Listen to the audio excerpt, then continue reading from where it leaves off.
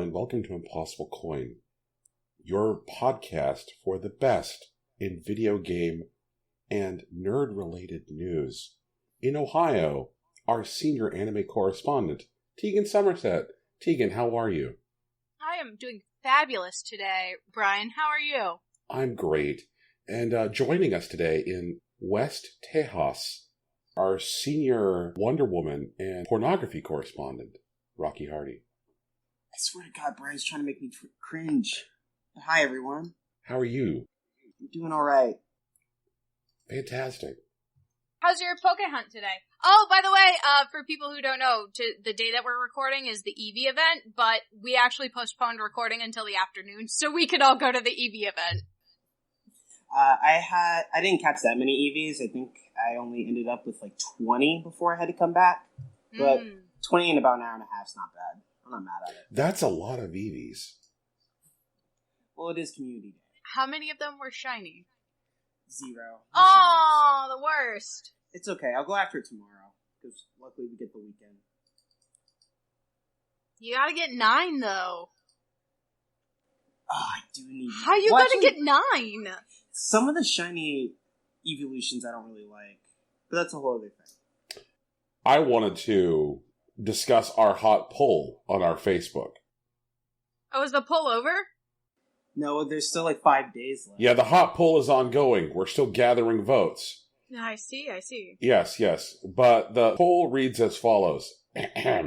Validate one of Rocky's choices for Celebrity Crush in this Facebook poll so we can clown on him more in the next episode. Also, I want it on the record that I have been discussing celebrity crushes for the past 2 years. The first time that's come up with a poll. And We've been doing this for 2 years? A year and a half. Oh, wow. Yeah. Amazing. Yeah. But this is the first time I've bothered to manufacture gifts for it. Fight me, Brian. Why am I fighting you? I think Brian would win. Ooh, I'm interested in that. Well, that's okay. I have... It's in the Brian folder. There is a strat in the works. Wait, okay, alright. Stop everything. Is it just Brian's, like, bullshit mess-ups from the show recording? No. Whenever I meet a person, and I've extended it to online for various reasons, I always come up with a contingency plan for if I have to fight them. Oh. Yeah. Brian has some information. I've gathered some intelligence. I'm not confident in it. It still feels like a 65% chance that I could win, but I need to get that up to 80. So I need to do more research. This is some Batman versus Superman shit. Like, I want to hear about... What's your strat against me? I want to know. I'm not going to tell you guys how I would fight you. Well, it doesn't matter. You'd win, because I'd probably start crying immediately. Well, hopefully it never comes to that. I'd be like, why are we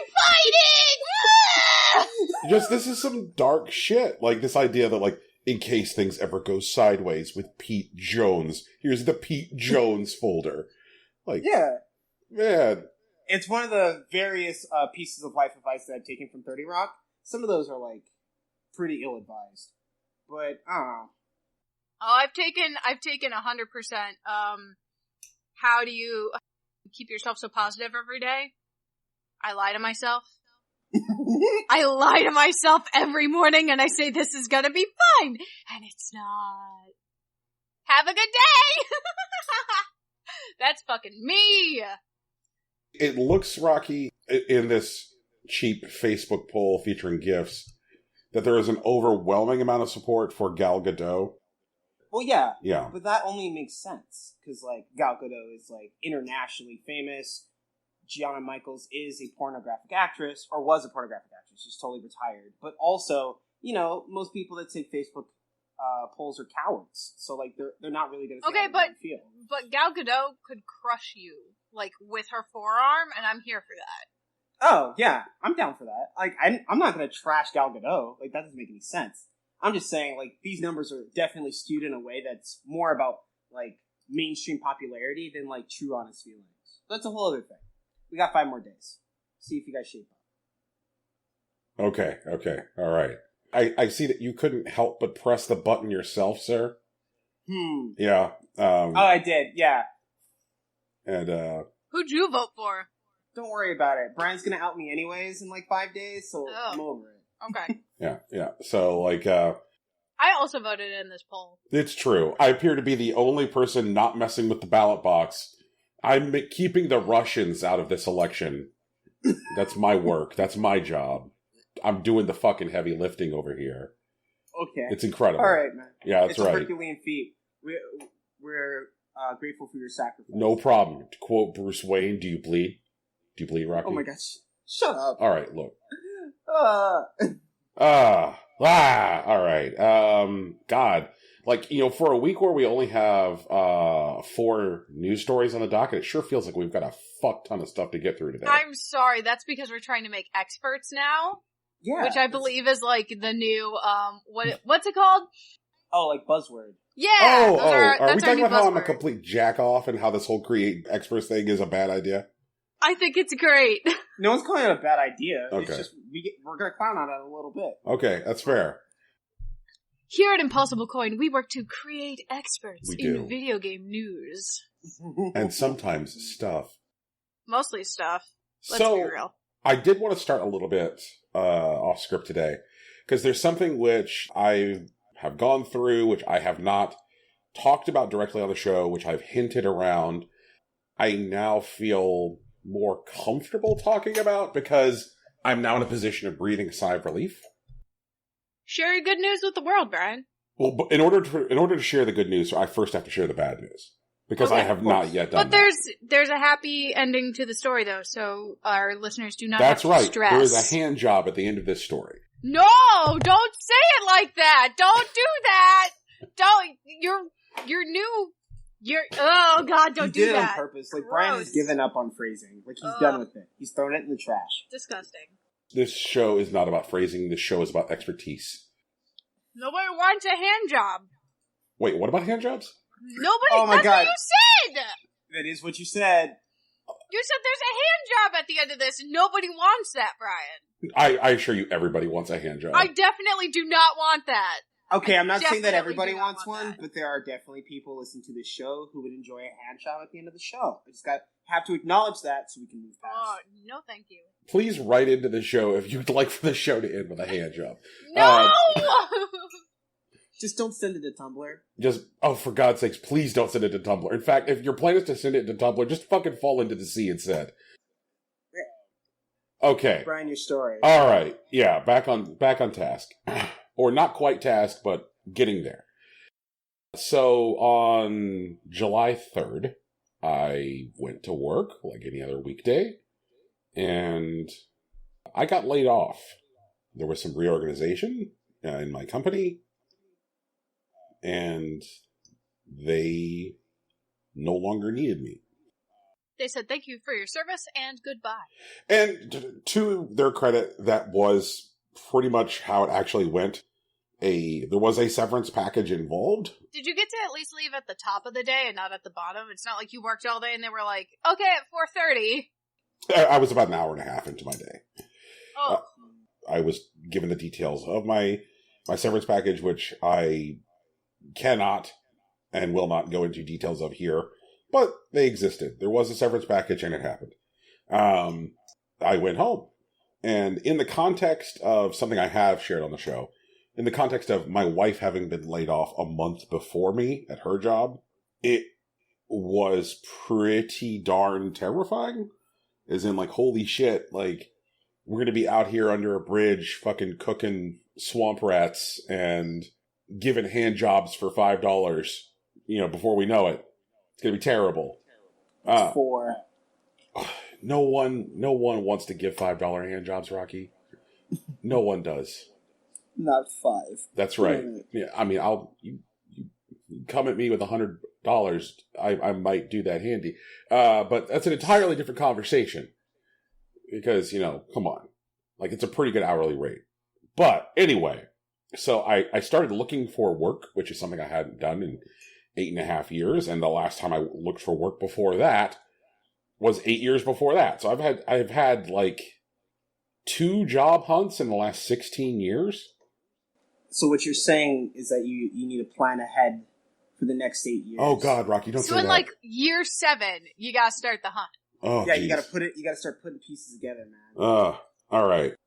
So I started looking around and digging in there and, polishing the resume and treating the job hunt like a job. You get up at 8, you give yourself a 15-minute break, you take a lunch, you treat it like work. Cry in the water closet. Try not to strangle your coworkers. Yeah, all those. The usual? Yes, all those things. If we're treating it like a real job, that would mean like walking up to my wife who's also looking for work at the same time on like every Monday morning and be like, hey, did you see Westworld? That's how the workplace actually is. Really? Also, you gotta make sure Tamago doesn't take your line. Yeah.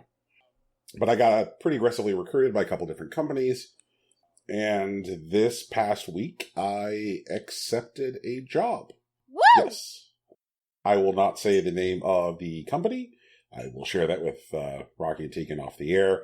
But I'll say that I am staying in financial services and that I am now making more than I did at my last company. I've effectively traded up. Yay! My work schedule will be a little bit different, which is something else that Rocky, Tegan, and I will need to sort out, but not too terribly different. Fucking nice! Way to go! Get it! Okay, guys, this is business, not content. Brian, I'm happy you got a new job. Also, there is no hand job that should last an entire hour, so that's kind of insane. If you're real bad at hand jobs, maybe. That's $400 an hour, probably. Right, exactly. Like, if you're charging $100 for a hand job, then like, what does that really break out to as like an hourly wage? Because obviously nobody is going to last an hour unless they have like some existing medical issues that would prevent them from just, splooshing. At that point, that's probably why they would pay $100 for a hand job. That's okay. I could see that. Also, that's 7, I think. Yeah, I think it's 7. No, 8. I'm keeping a hand job counter. 9. Damn it. Look, Rocky, it's best to not try and count the hand jobs and instead just lean into them. That's 10. Please stop. Okay. Tegan, what's going on with you? What's going on with you? So remember a couple of months ago where Brian was supposed to see Hamilton and then he didn't? I remember, it was very sad. I saw Hamilton instead! Nice. So you were in the room where it happens? Mm-hmm. I was. It was a good time. What happened was my mom was gonna go see Hamilton. This past Monday, my mom came over and was like, so are you gonna go see Hamilton tomorrow? And I was like, no, why? And she was like, cause I told Alex there were tickets. And I was like, no, we're not gonna go see Hamilton tomorrow. Alex did not buy tickets. She was like, oh, okay.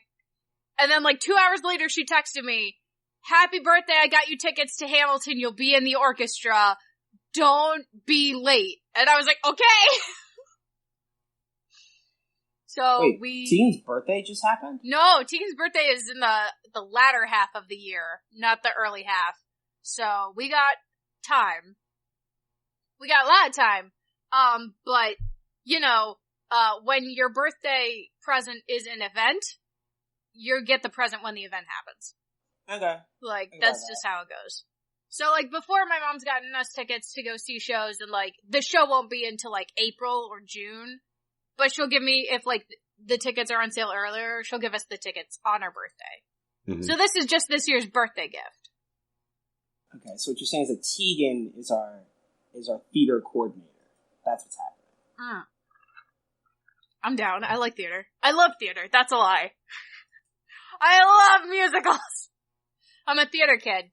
So we're going to start producing a musical. I hope your baritone is, prepped. Actually, are you a tenor? You might be a tenor. I don't know whatever I am, but I have natural vibrato. Woo! That sounds like a tenor. Yeah. I'm okay with that. Yeah, I'm a mezzo. Haha.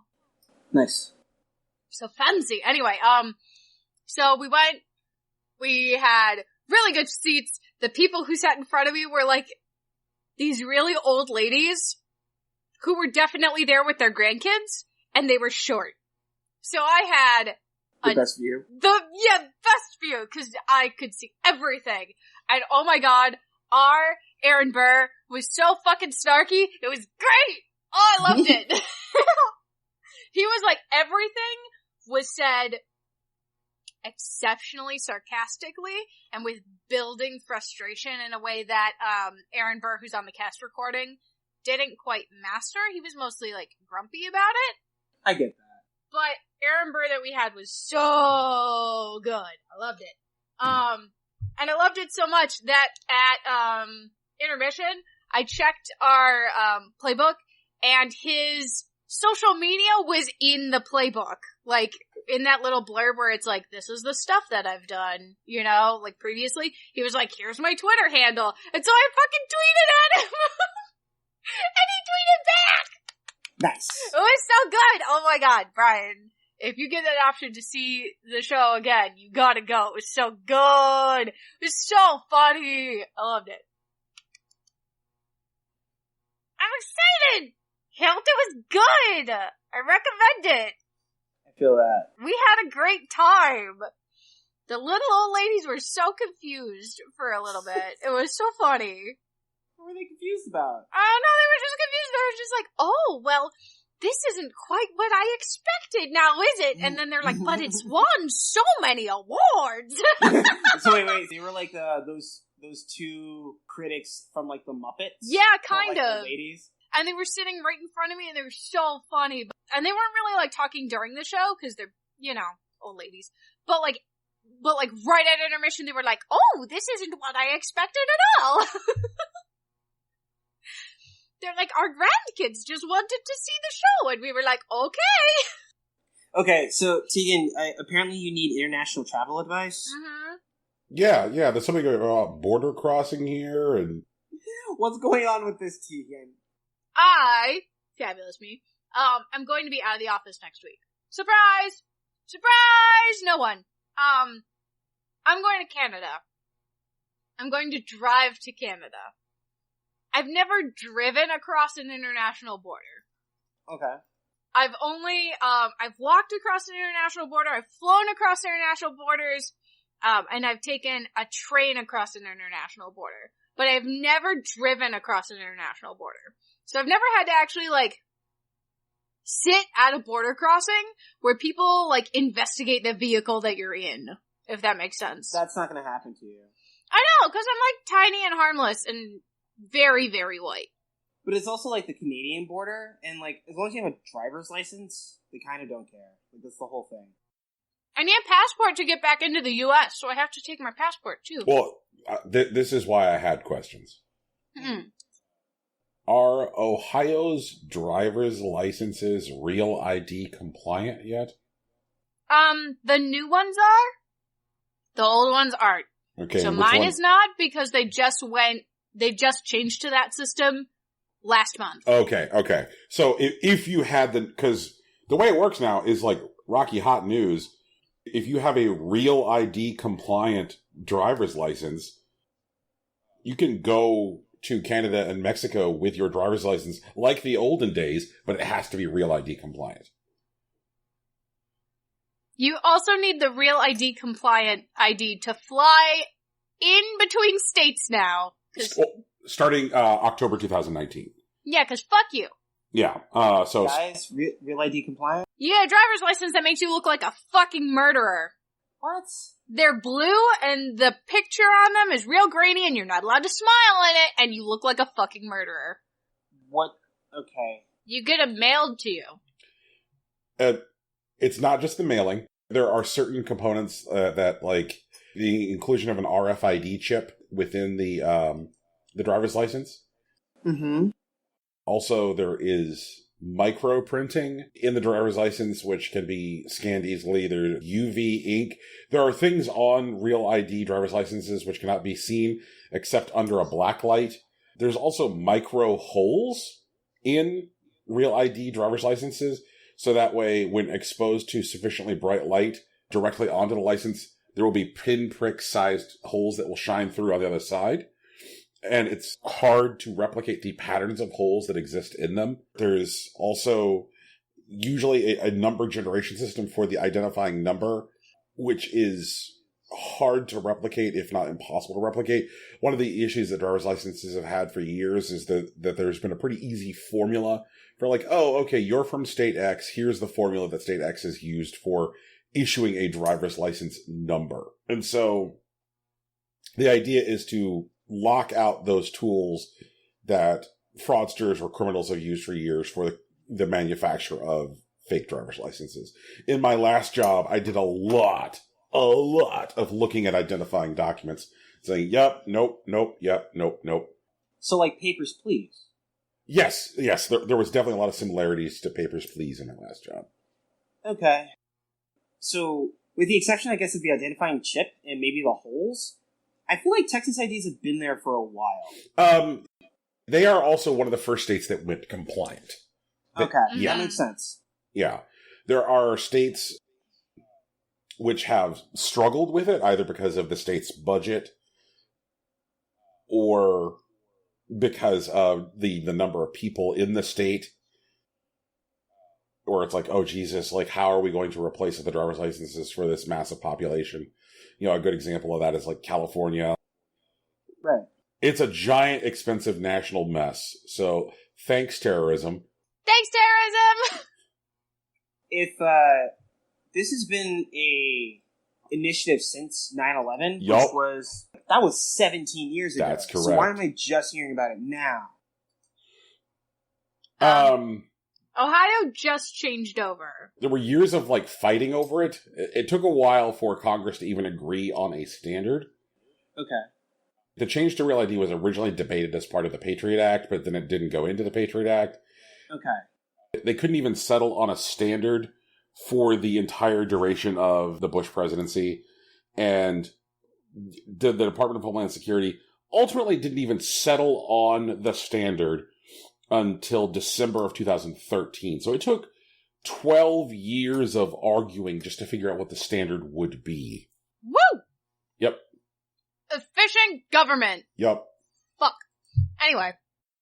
Also, Tegan, you said that they mail your IDs to you. That's also been my experience since I've had access to a driver's license. In Ohio, they print them at the BMV and hand them to you. That is fucking bullshit. Until now, they just printed it right there at the BMV and handed it to you and you left. They took your old one, gave you the new one. Yep. Tegan, I got my first driver's license about 11 years ago. And when that happened, what they did is that they gave me a provisional printout license, and it was a sheet of paper.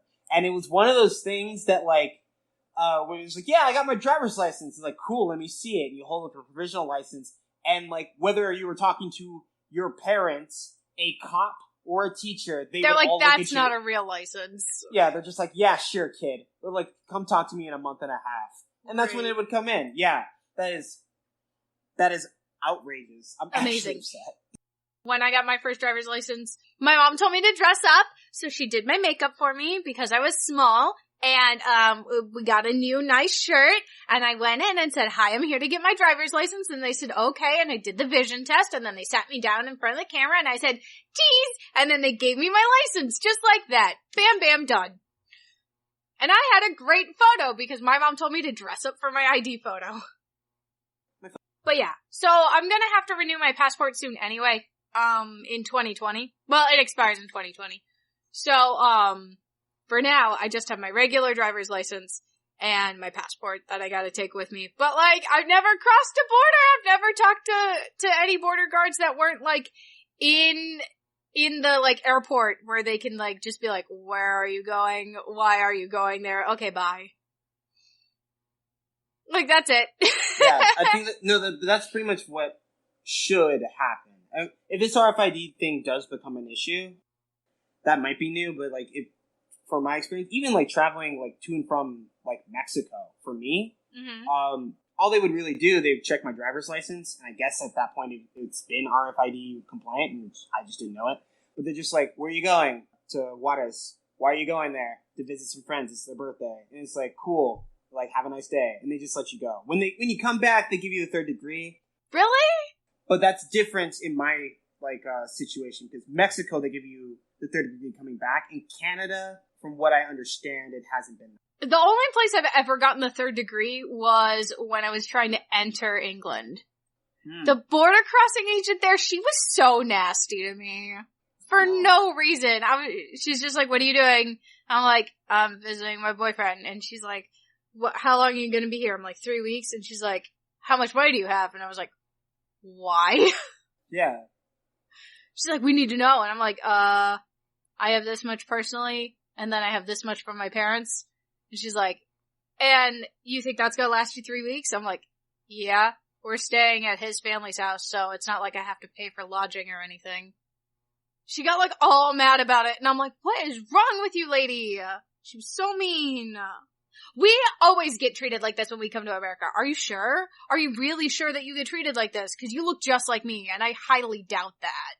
Like, oh my goodness, so mean! I don't know. I think she was just having a bad day. But when I came back from, like, Japan and Germany, they were like, study abroad? And I was like, yep. And they were like, nice, welcome back. And, like, that was it. They didn't care about my final destination or anything. They're just like, okay, bye! Tiny white girl, you look tired. How about you go home and take a nap? Jesus fucking I did, when I came back from Japan, though, I did get patted down. Specifically in my chest area, because I don't think they believed that my boobs were real. That was it. They just, like, shrugged, patted my boobs, shrugged again, and let me go. When's the last time you flew, Rocky? Last month. Went to LA. I don't know why I thought you drove.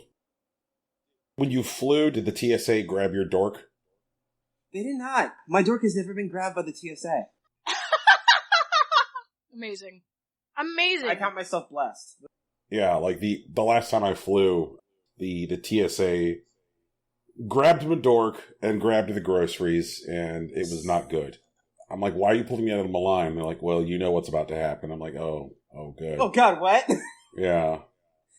That sounded predatory. My dad 100% always gets singled out when he flies. It's because he looks like Hagrid. He's got a big old beard. He's got, like, longish hair.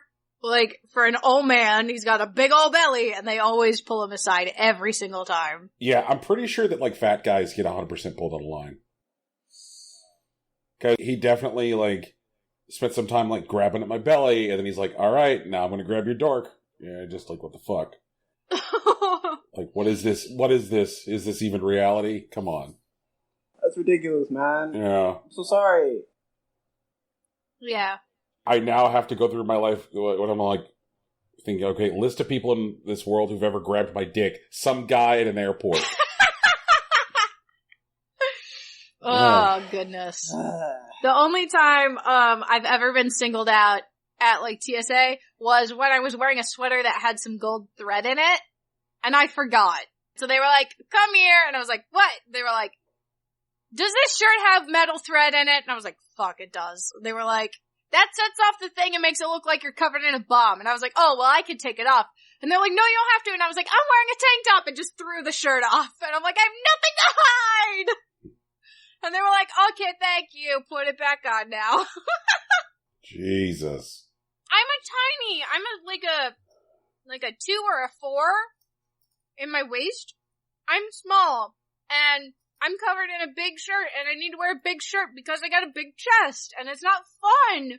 So it always looks like I'm trying to hide something around my belly, but I'm not. I just got a big chest. I'm sorry.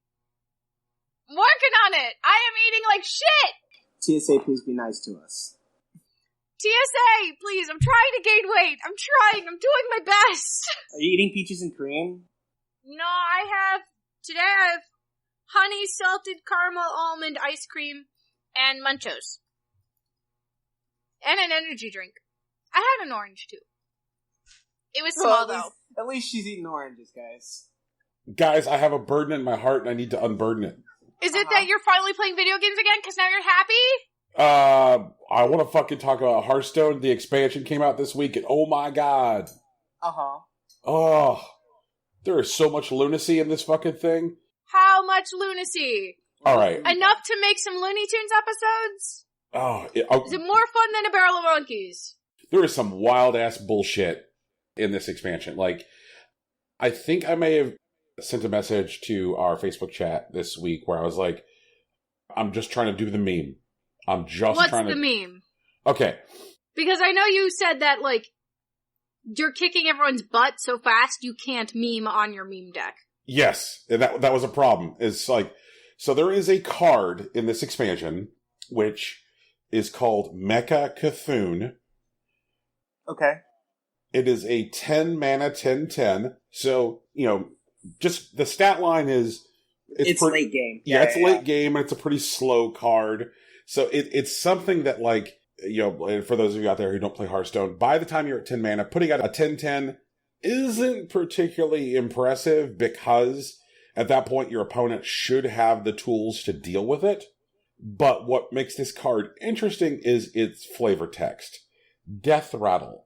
If you have no other cards in your deck, hand, or battlefield, destroy the enemy hero. What? Yeah. That's bullshit. Oh my god. Blizzard apparently found a way to make Exodia more anime. That's fucking ridiculous. Yeah, and so there has been like this hunt to like build some decks around this fucking card because people are like, that's hilarious. This card is hilarious. I want to make this work. And so I've been playing a lot of Mecha Cthulhu Warlock since Tuesday. And basically I've just been like, Becky, let me meme. Becky, let me meme. Yeah. And the problem is it's such a fucking good, strong control deck in general that, like, I would find myself, like, dominating the board in late game because, like, it has a whole bunch of other tools. And people just like, fuck it, concede, fuck it. I'm like, God damn it. I want you to die, but I want you to die the way I want you to die. Like, I like that you're like, I'm gonna play this fucking meme as shit deck, and then everyone's like, God, that's a really good deck, I'm out. And I finally got my meme yesterday, and I'm standing in my office. I get up, I stand up, like, yeah, I'm like holding my fucking hands up. I'm like, this is so great. Like, oh, I'm like, I am such an asshole. And like, what made it even tastier was that the guy I memed on was running a Shutterwalk deck. And so I was like, fuck you, I memed before you could meme. Callbacks. It felt so good. Super good. One of the legendaries from this expansion too that was like super cool is a thing called Whizbang the Wonderful. And Whizbang is a card that when you put it into your deck, you then add no other cards to your deck. Like, all that is in the deck is Whizbang the Wonderful. And Whizbang, then, like, when your game starts, you are assigned one of 18 deck recipes randomly called Whizbang's Wonderful Decks. And then depending on, like, how your game goes, if you have a game where it's apparent that you understand the deck, like, you get the synergies in it, at the end of the game, Hearthstone client will say, like, hey, if you enjoyed playing Whizbang's Wonderful Deck, here's how to go craft it so that way you'll play it whenever you want. So you either, like, if you're using Whizbang or playing one of the 18 random decks, you are being given the opportunity to create that deck later so that way you can use it specifically whenever you want to, which is really cool because it gives you an opportunity to, you know, try a lot of different deck strategies. Like, I've never been a person who liked to play spell-heavy mage because it always just felt like you weren't leaving enough creatures on the board to, like, handle board threats. It was like, if you just run all this fucking removal, then you're going to run out of gas by the time you get to the end. But, like, thanks to Whizbang, I got a handle on playing a spell-heavy deck, and I'm really enjoying it. It's wild country right now. It's a lot of good stuff.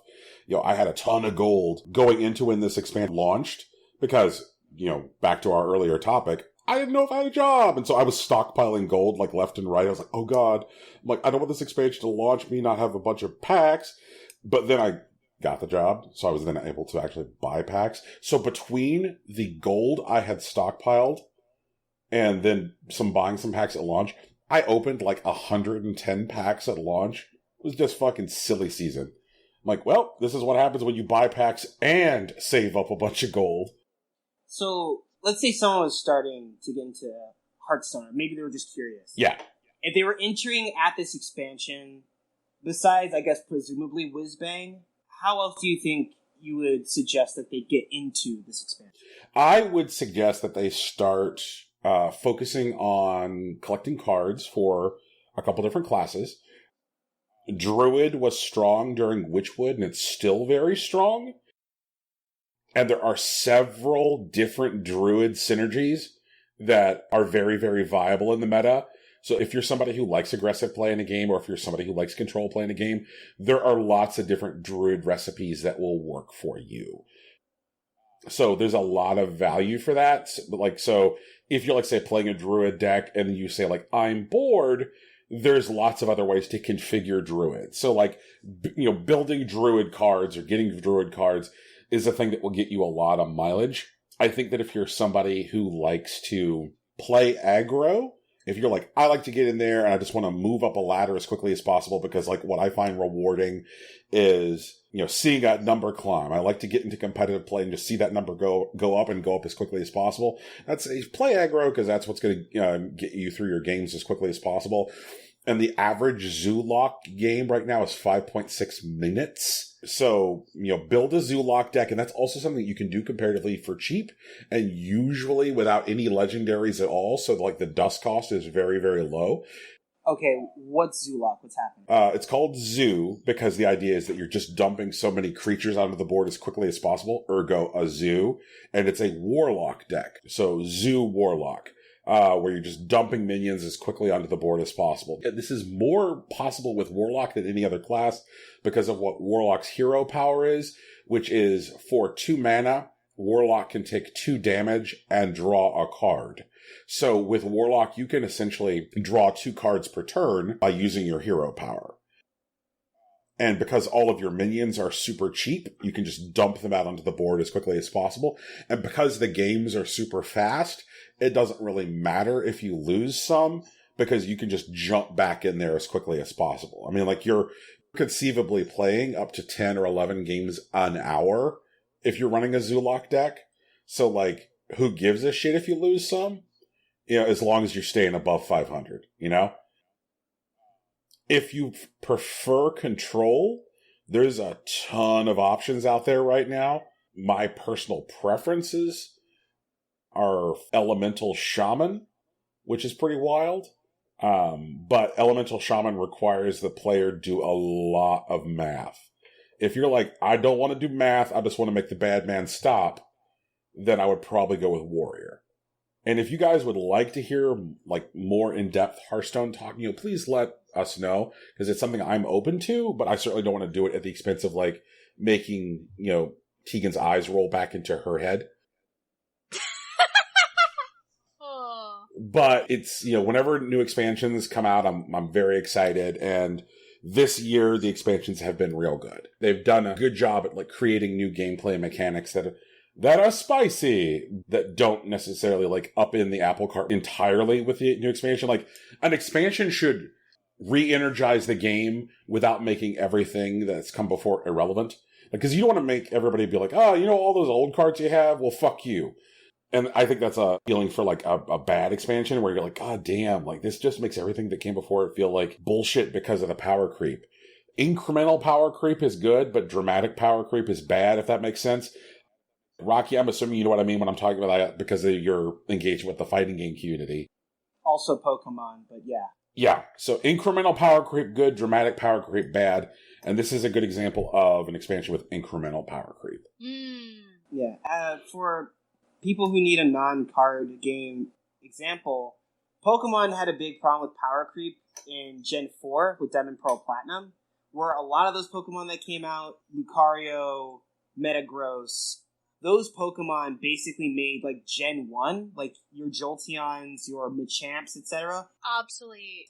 Yeah, like, they just didn't matter. Like, there was a Gen 4 equivalent for every Pokemon that existed pre-Gen 4 that was already stronger. Like, it was just the same Pokemon with better stats, which was what made Mega Evolution so important when they came out in Gen 5, because it revitalized a lot of the Pokemon meta with other Pokemon that were classically appreciated, but made them relevant in new games. They gave Charizard a dragon typing, which allowed him to fight against Pokemon with Stealth Rock.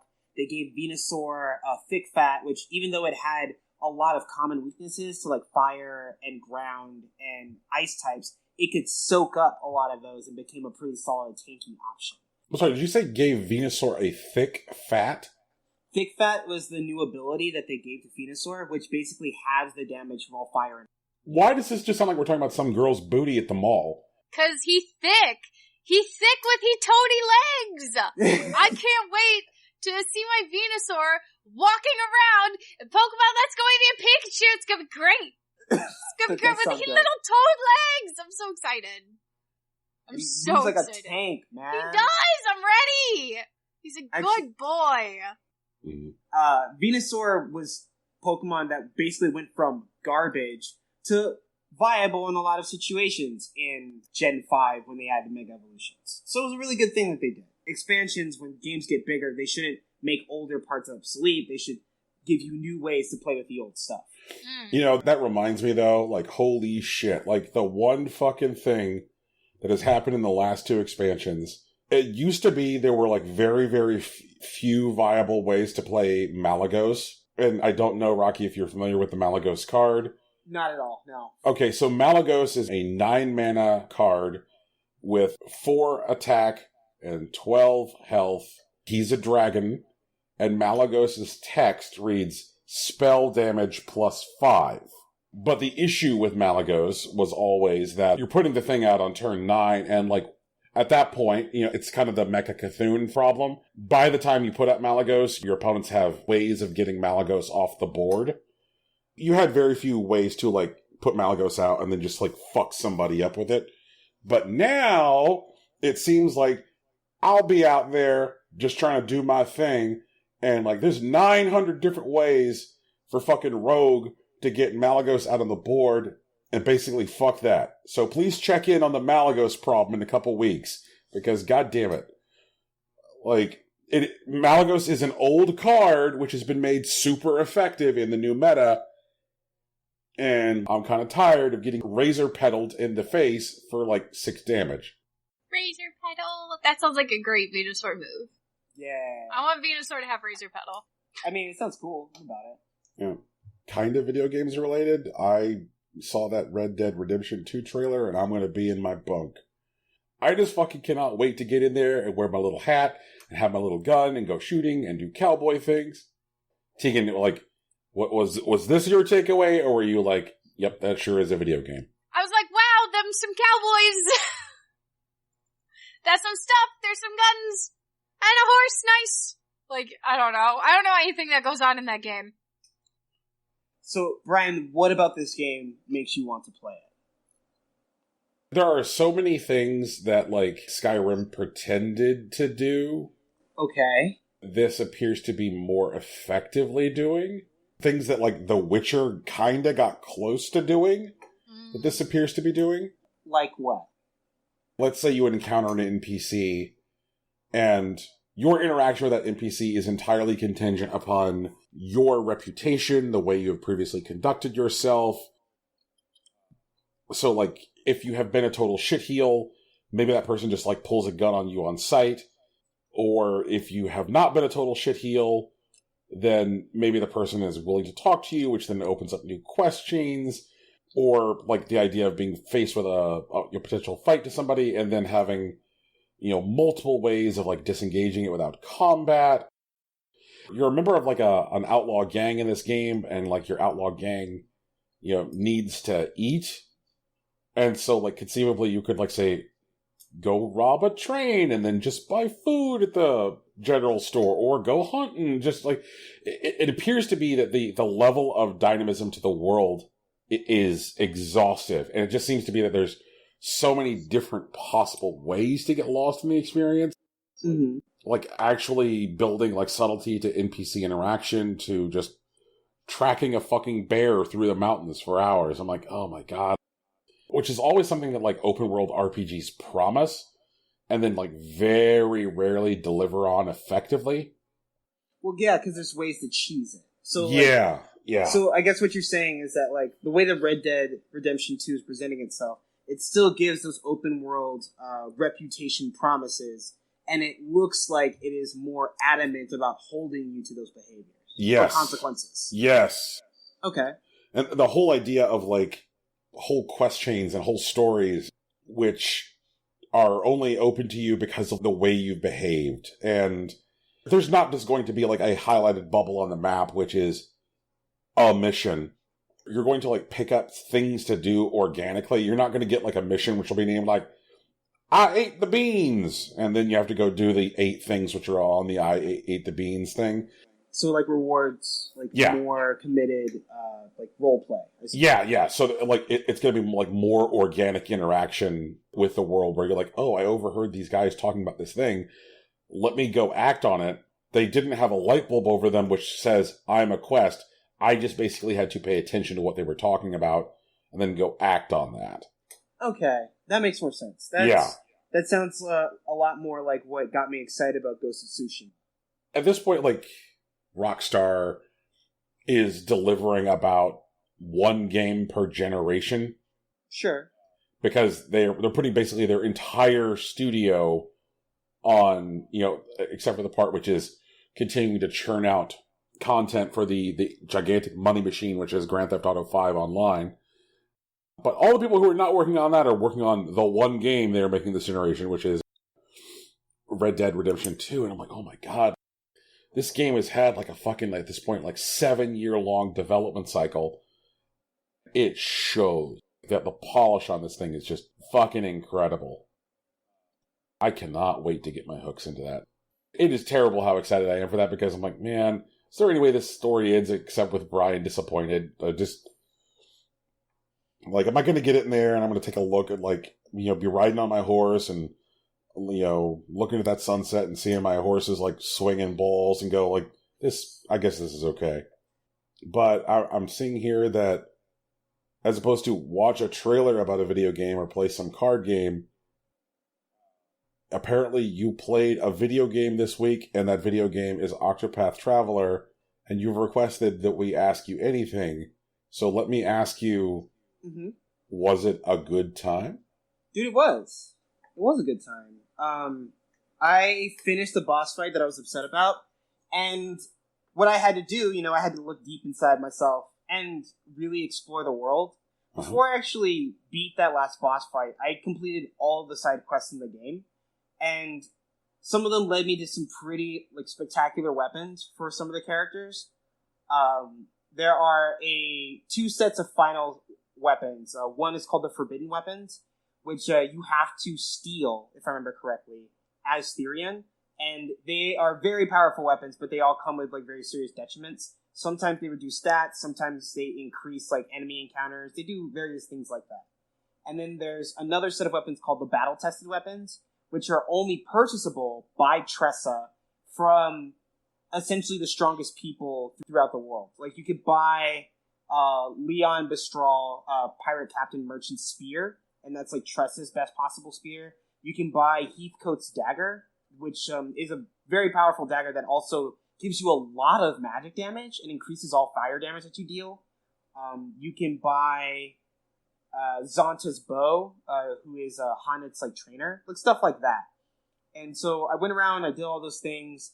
I fought a handful of secret bosses that gave me a bit more information about the lore and the people that were in the world. And then I went and I basically faced down with the final boss, which is the 13th god that was banished by the other 12. And that thing was tough as shit. And I had to use a lot of really interesting strategies to spread buffs and increase damage and force breaks in situations where I wasn't sure what I was hitting. But it was very cool. I was definitely stretched out by the game and I had a good time. Cool. I was definitely concerned because, the last time we touched on this game, you seemed a little conflicted. Tegan, where are you with Octopath? Same place I was. Okay. All right. So you're... I haven't gotten a chance to play. Okay. But there's a lot of good stuff waiting for you. Mm. That's what I'm saying. I think that there's now likely a chance I'll jump in soon, now that things are a little bit more settled for me. Nice. Yeah. Rocky, I also see here that there was a guy who just wanted to open a library for blind kids, and that you murdered him. Okay, about that. So for Monster Hunter World, there is a crossover event going on between Monster Hunter World and Final Fantasy XIV. And they basically swapped iconic monsters and mascots. Final Fantasy XIV got the Rathalos, and there is a lost Palico that's running around Eorzea, which is the continent in which Final Fantasy XIV takes place. And in Monster Hunter World, there is a Moogle who has accidentally teleported into the new continent, the new world, and has brought a Aethertite, which is the crystals that they use to teleport in Final Fantasy XIV, and there is a Behemoth that's on the loose. Now, the Behemoth is different from other Monster Hunter monsters in that not only is it a huge hulking monster with a lot of strength, but it also has access to magic and spells. And when you have to hunt and ultimately put down the Behemoth, it fights you by calling meteors, charging thunderbolts across the map, and various diving and rage mechanics that it has. But the important thing, or the interesting thing about it, is that they try to introduce role-based combat to Monster Hunter. One of the interesting things about Monster Hunter is that while it is also equal opportunity ass whoopings, there are equal opportunity combat. You can choose whatever weapon you want to play with, and there's always a way to win. That is still the truth in versus Behemoth. It's just a little tougher at the moment. But essentially, Behemoth wants to try to get you to not only fight with a group of 4 people, but to try to fight with party roles. A handful, or most of the weapons in Monster Hunter World give you the ability to block, and that blocking ability is actually very useful in holding the Behemoth's attention, much like a tank. If whoever deals a certain amount of damage to the monster's head basically draws its enmity, and it will focus all of its attacks on you instead of indiscriminately against anyone that's fighting. And that's also very useful in controlling where it stays, because it has a couple of spells that make it difficult to move around the map. One of them is Charybdis, which summons a tornado after marking a particular target after 4 seconds. But once you aggro the monster, it stops using that ability. There's also a strategy that has come about with the mounting mechanic in the game, which Insect Glaives are actually really good at. And if you mount the monster without actually downing it, it reduces the moves that it's able to use. It stops calling meteors, it stops summoning tornadoes, and you can use that as long as you stay out of its range, presumably with ranged weapons like guns and bows, and it allows you to take down the monster very quickly. I think the world record time for downing a Behemoth is actually 5 minutes and 54 seconds, but overall the fight gives you about 35 minutes to clear it. I have a handful of clears myself, and I'm averaging about 18 to 22 minutes with a competent group. But it is very easy to die against the Behemoth because all of its attacks hit hard. But learning its patterns is really interesting given these new spells that it has. And also it has a couple of mechanics that use the environment around you. Occasionally it'll summon not meteors but comets that'll just leave rocks stuck in the ground. And after you deal a certain amount of damage, you'll use an ability called Ecliptic Meteor, which will not only hit everyone in the area that you're in, but in all adjacent areas, which I've actually died to a couple of times, where I was just in a completely different zone and Ecliptic Meteor was coming down, and I didn't master the jump mechanic, and it just one-hit kills you. But if you're standing behind a comet, then you're perfectly fine. It's really cool. I guess at this point this would be a visiting community leader, I didn't vote for him. But fighting him was really interesting in giving these kind of raid mechanics I was hoping for. But it's also spooking me a little bit because Leviathan is still coming, and Behemoth was really tough compared to other monsters. I'm kind of curious about the shape of the Monster Hunter community right now. Sure. Monster Hunter dropped on PC this past week on the 9th. Yep. And it immediately jumped into the top 10 concurrent players on Steam. We're in the year of Monster Hunter now. Yeah. They finally announced that Monster Hunter game for Switch was going to get localized to the US. But I'm wondering if the shape of the Monster Hunter fan base now won't be satisfied by that game. Because there's a whole bunch of quality of life improvements that were included in Monster Hunter World that aren't going to be reflected in that. And so I'm wondering if what happens is people buy that Monster Hunter game on Switch and then go oh, I came in on World and I bought this because I wanted a Monster Hunter game to play on the go, and I don't want this game. Is Capcom making a mistake by releasing in the West a game that doesn't reflect those quality of life improvements for the Switch? Okay, so first of all, no. they're not. But Double Cross, while it is a different game from Monster Hunter Worlds, it adds quality of life improvements, but the Double Cross has a lot of depth, which is also really worth exploring. One of the things that I actually miss from, I guess, classic Monster Hunter versus Monster Hunter World is how much more customizable your fighter actually is as compared to World. Like, you still have something like relic weapons, which are just like weapons that you get from an event battle that's essentially roll for stats, but they're nowhere near as varied as they were in generations in like Cross or Double Cross.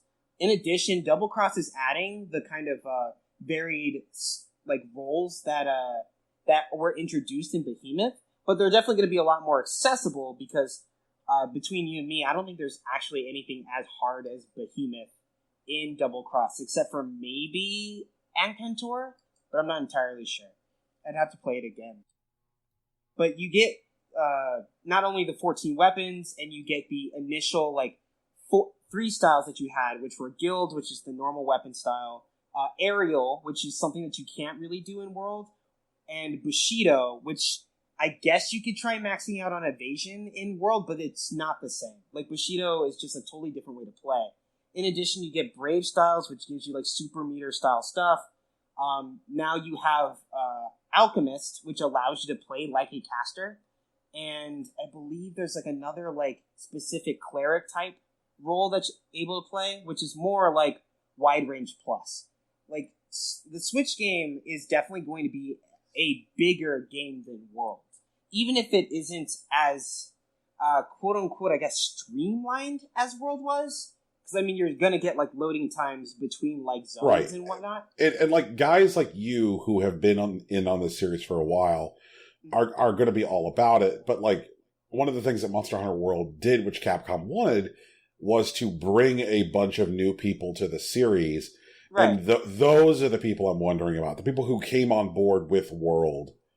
Right. You know, no. That's what I'm saying. Like, This isn't just a heyday for, like, the classic Monster Hunter players, which is something that people appreciate, but honestly, anyone who really wanted to play like Double Cross that wasn't satisfied with World, like, probably just got it in Japanese anyway. That's what I know about how the Monster Hunter community has shaped itself. But the Double Cross coming to the Switch is definitely a way to build upon the things that people learned in Worlds, and it may not be like, I don't even want to say that it's not as smooth, because that's not really what it is.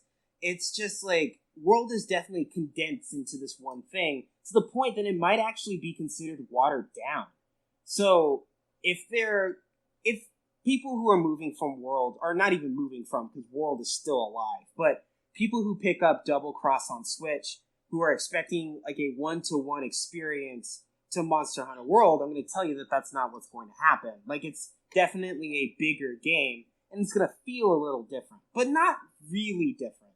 Like, it's still like a 2-button attack game, and most of the all of the monsters that are in World, except for Anjanath, I think, and Tobi Kadachi, are going to be in Double Cross, but you're going to have a lot more monsters to fight against, and even the monsters that aren't there have similar monsters that you fight in Double Cross.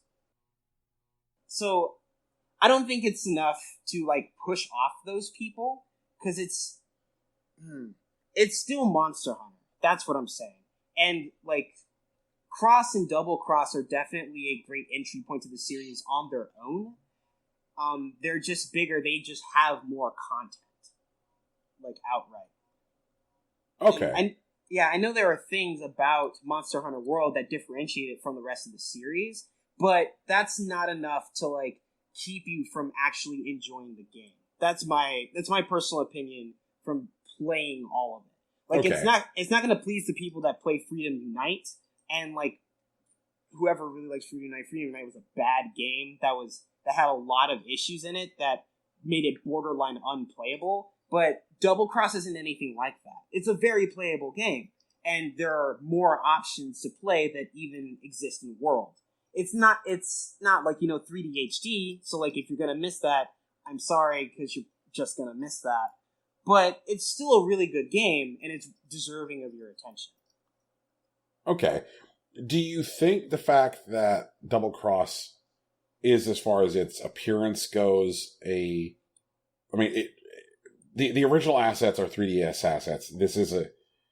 It is an up-resed game, and so like it definitely looks like that too. And I think that one of the things that probably made Monster Hunter World accessible isn't just the gameplay improvements or the gameplay streamlining, but the fact that it looked like a full console experience.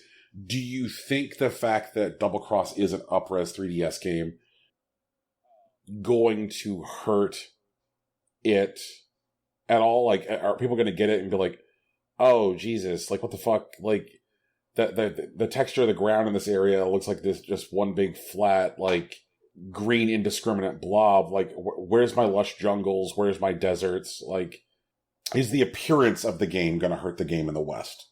Yeah, totally. But I'm not worried about that, because one of the things, because I want to catch you on this specifically, is when you mention gameplay improvements, I actually feel like Monster Hunter World feels worse than playing, like, even the 3DS games. Because, like, even though, like, the 3DS games, they ran 360p, like, they don't look great, but they still ran at 60 frames. Like, they always did.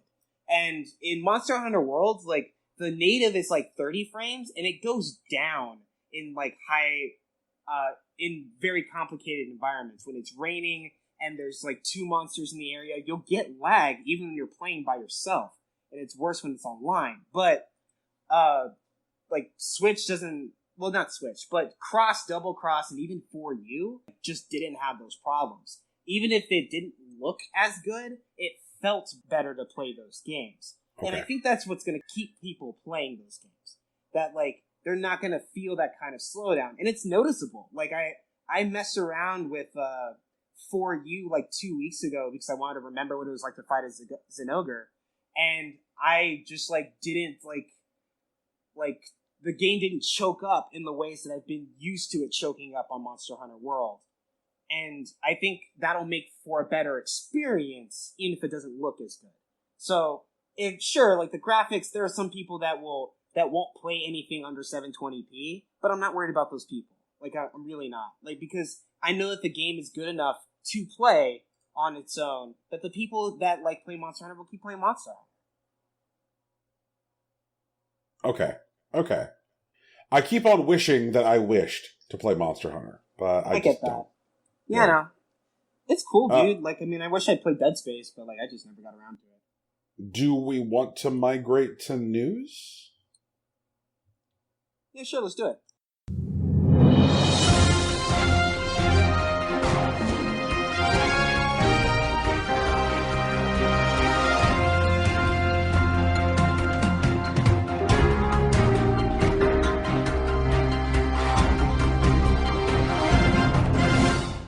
Okay, so Nintendo announced where Breath of the Wild goes on the Legend of Zelda timeline, and if it's not the biggest cop-out position I've ever seen, I will eat my Legend of Zelda hat. Because we here at Impossible Coin are now dedicated to making experts. We gotta talk about the canonical timeline pre-Breath of the Wild. Okay, so where do we start? So we start at the very beginning of the cycle with Skyward Sword. This is the first Link. The Triforce is called Triforce, and there's only one goddess, and she's named the goddess Hylia. Then we go into Minish Cap, where they call it a light force, specifically say that Vaati steals part of it when he was possessed by the darkness inside his heart. High Kingdom Hearts. And eventually he becomes a good Minish, never gives back the part he stole. And like the evil Wind Mage Vaati part is sealed in the pedestal with the 4 sword, which isn't the Master Sword, it's a different sword. So, no Fee in this one. Hi, Brian. Fee is the spirit in the sword. She lives there. She talks to Link. I'm sorry, why is Hi Brian here? Hi, Brian! Because I just said hi, Brian, because I think you're the one who would be confused. Wait, why in the fuck am I confused by the Zelda timeline? I'm well familiar with it. I don't know. Okay. I don't know, I just assumed you'd be the one to be confused. Then we got 4 swords. It's still called a Light Force. Wind Sorcerer Vaati is being resurrected. Should I be insulted here? No, I don't think so. Brian, we're talking about the timeline, please. We're talking about the timeline. It's long. It's long! Then we got Ocarina of Time, where it's the three goddesses and it's a Triforce, and then they don't call it a Light Force for the rest of the timeline. It's all the Triforce. We have timeline number 1, where the hero succeeds, and Zelda sends him back in time, and he lives out his childhood. What a joy! We go straight into Majora's Mask, and then we get Twilight Princess, and then we get Four Swords Adventure. Hi, buddy, you're back! Huzzah! And then we have the hero succeeds, and there's no more Adult Link in the Adult Link timeline, because, you know, we did time travel, so fuck everything. We get Wind Waker, like, you know, a couple 100 years after all that good stuff from Ocarina of Time, where the world is flooded and blah, blah, blah. We got Phantom Hourglass, which is the new founding of Hyrule, or the founding of New Hyrule on a different continent. And then Spirit Tracks, which we use trains instead of boats. Zelda's a ghost and possesses suits of armor. It's a good time. And then we got timeline number 3, the hero fucked up and died. And in this one we get Link to the Past, Oracle of Seasons and Ages, Link's Awakening, and Zelda 1 and Zelda 2. Yay! Okay, where does Seeds of Courage go? Seeds of Courage would be in the same line as Oracle of Seasons, Oracle of Ages. Okay, so just to recap, we have Skyward Sword, which is where everything happens. Minish Cap, where the Triforce gets broken. Yes. Four Swords, where they put it back. And then Ocarina of Time, where they branch into 3 slots, which is they save the world, Kid goes back in time, the future no longer has a hero, or if Link fucks up and dies. Yeah. Okay. Basically. Where does Breath of the Wild go? Breath of the Wild goes at the very end of all the timelines. Fuck off! Not even simultaneously at the end of all the timelines, just somewhere down in the future. Just down there. Just fucking down there. That's so fucking That's whack. so fucking dumb! I'm so mad about it! That's not where that game goes! That's not where that... I know, Nico! That's not where that game goes! We're upset. Where were you going to put it again? Where was I gonna put it? I was Yeah. putting it pre-Wind Waker. So, like, after the hero of time saves Hyrule, Yes. but before the world gets flooded. Yes. Okay, yeah, that totally And makes that sense. Hyrule is the Hyrule that eventually gets flooded. Right. And it makes sense with the topography. Everything is really high up, you know, except like where Hyrule actually is, which is way below everything else. Death Mountain's super tall, Zora Valley's super tall, like, everything is up. So it'd be really easy to just be like, go up the mountains and that's where you live and then the world floods. That makes canonical sense to me. But no, they're just like, at the end! And the best thing is, in the interview, Aonuma was like, sometimes we think we have a Zelda game and we go, aha! We know exactly where this goes in the timeline. It's gonna go right here. And sometimes we have a Zelda game and go, this is a great Zelda game. Where are we gonna put it? See, like, and I kind of feel bad because if they had put it where we think it should have gone, there's 2 really cool things they could have done. They either did a game immediately after the events of Breath of the Wild that ultimately leads to Wind Waker, or they could have done Legend of Zelda game after the hero fails in a world that's sort of like Breath of the Wild, but not. Like, it's specifically colored by the fact that the hero failed on his journey. Right. Those could have been really cool things that Nintendo did. Well, like, here's the other thing. The only other game in this entire timeline that I super disagree with the placement of is Oracle of Seasons and Oracle of Ages. I disagree with where they are. I know, but why do you feel that way? I don't think they should be in the hero fails timeline. I think they should be at the ends of the adult and child timeline because they have a linked third game and it only works if you play both games. And that would be a way to bring 2 links from 2 timelines into one timeline and continue straight down from there. Okay, no, I get that. That is a missed opportunity. And then there'd only be 2 timelines now, a hero fails timeline and a hero succeeds timeline. Because there'd be that part where they split up, and then there'd be the part where they go down together. And I also think that canonically in the timelines, which they do lay this out in the actual Hyrule Historia official timeline thing, they show Wind Waker happening before Twilight Princess, even though they're on parallel timelines. And I think that's really important because Wind Waker Ganon does not turn into, or Wind Waker Ganondorf never turns into, like the pig. Yeah, the Demon King Ganon. And Twilight Princess Ganondorf does. And Wait, so, hold on, yes, hello. Does Wind Waker Ganon actually use, like, magic? Wind Waker Ganon uses a little bit of magic. Because, like, what if, like, that Ganon wasn't, like, related to the Demon King Ganon? What if he's just, like, a totally different dude? That's not how this works. That's not how that works, though. I know, but it'd be cool. It would be cool, but that's not how that works. If anything, he'd be probably more related to Agnum than the actual Demon King Ganon at that point, because Agnum was the wizard, but wasn't related to the Demon King. Anyway, the way that staggered, in my own personal timeline before they did, here's what the timeline is. I had staggered them like that on purpose, because after you defeat Ganon in Wind Waker, his split spirit then, because his spirit split across 2 timelines, goes back to the other timeline, and that's why one Ganon can use both forms and one Ganon can't. Haha! I had so much logic! And then it was ruined! And I was like, oh well, that's okay. But now it's like, I'm real mad! That's not where that game goes! I mean, it is where that game goes, and I'm gonna have to suck it up and fucking admit it, that this is where Nintendo's decided to put it, so that's where it's gotta stay, but I'm mad. No, we gotta go fight Nintendo. We gotta let them know that the tickets are on place. Mr. Aonuma, listen, I understand, you are a professional and know way more about all of the intricacies of the Legend of Zelda timeline, than I do, but let me just say you made a canonical mistake here, and I would like to help, like, remedy it. That sounds like a Twitter thread. Also, Brian, you actually deserve to be offended, but since you haven't been kind to, like, Tegan's fervor about Zelda over the year we've been doing the show... Wait, what the fuck were you even talking about? I mean, you argue that Breath of the Wild Zelda didn't deserve to be best girl. Like that was... And she definitely does. She 100% does.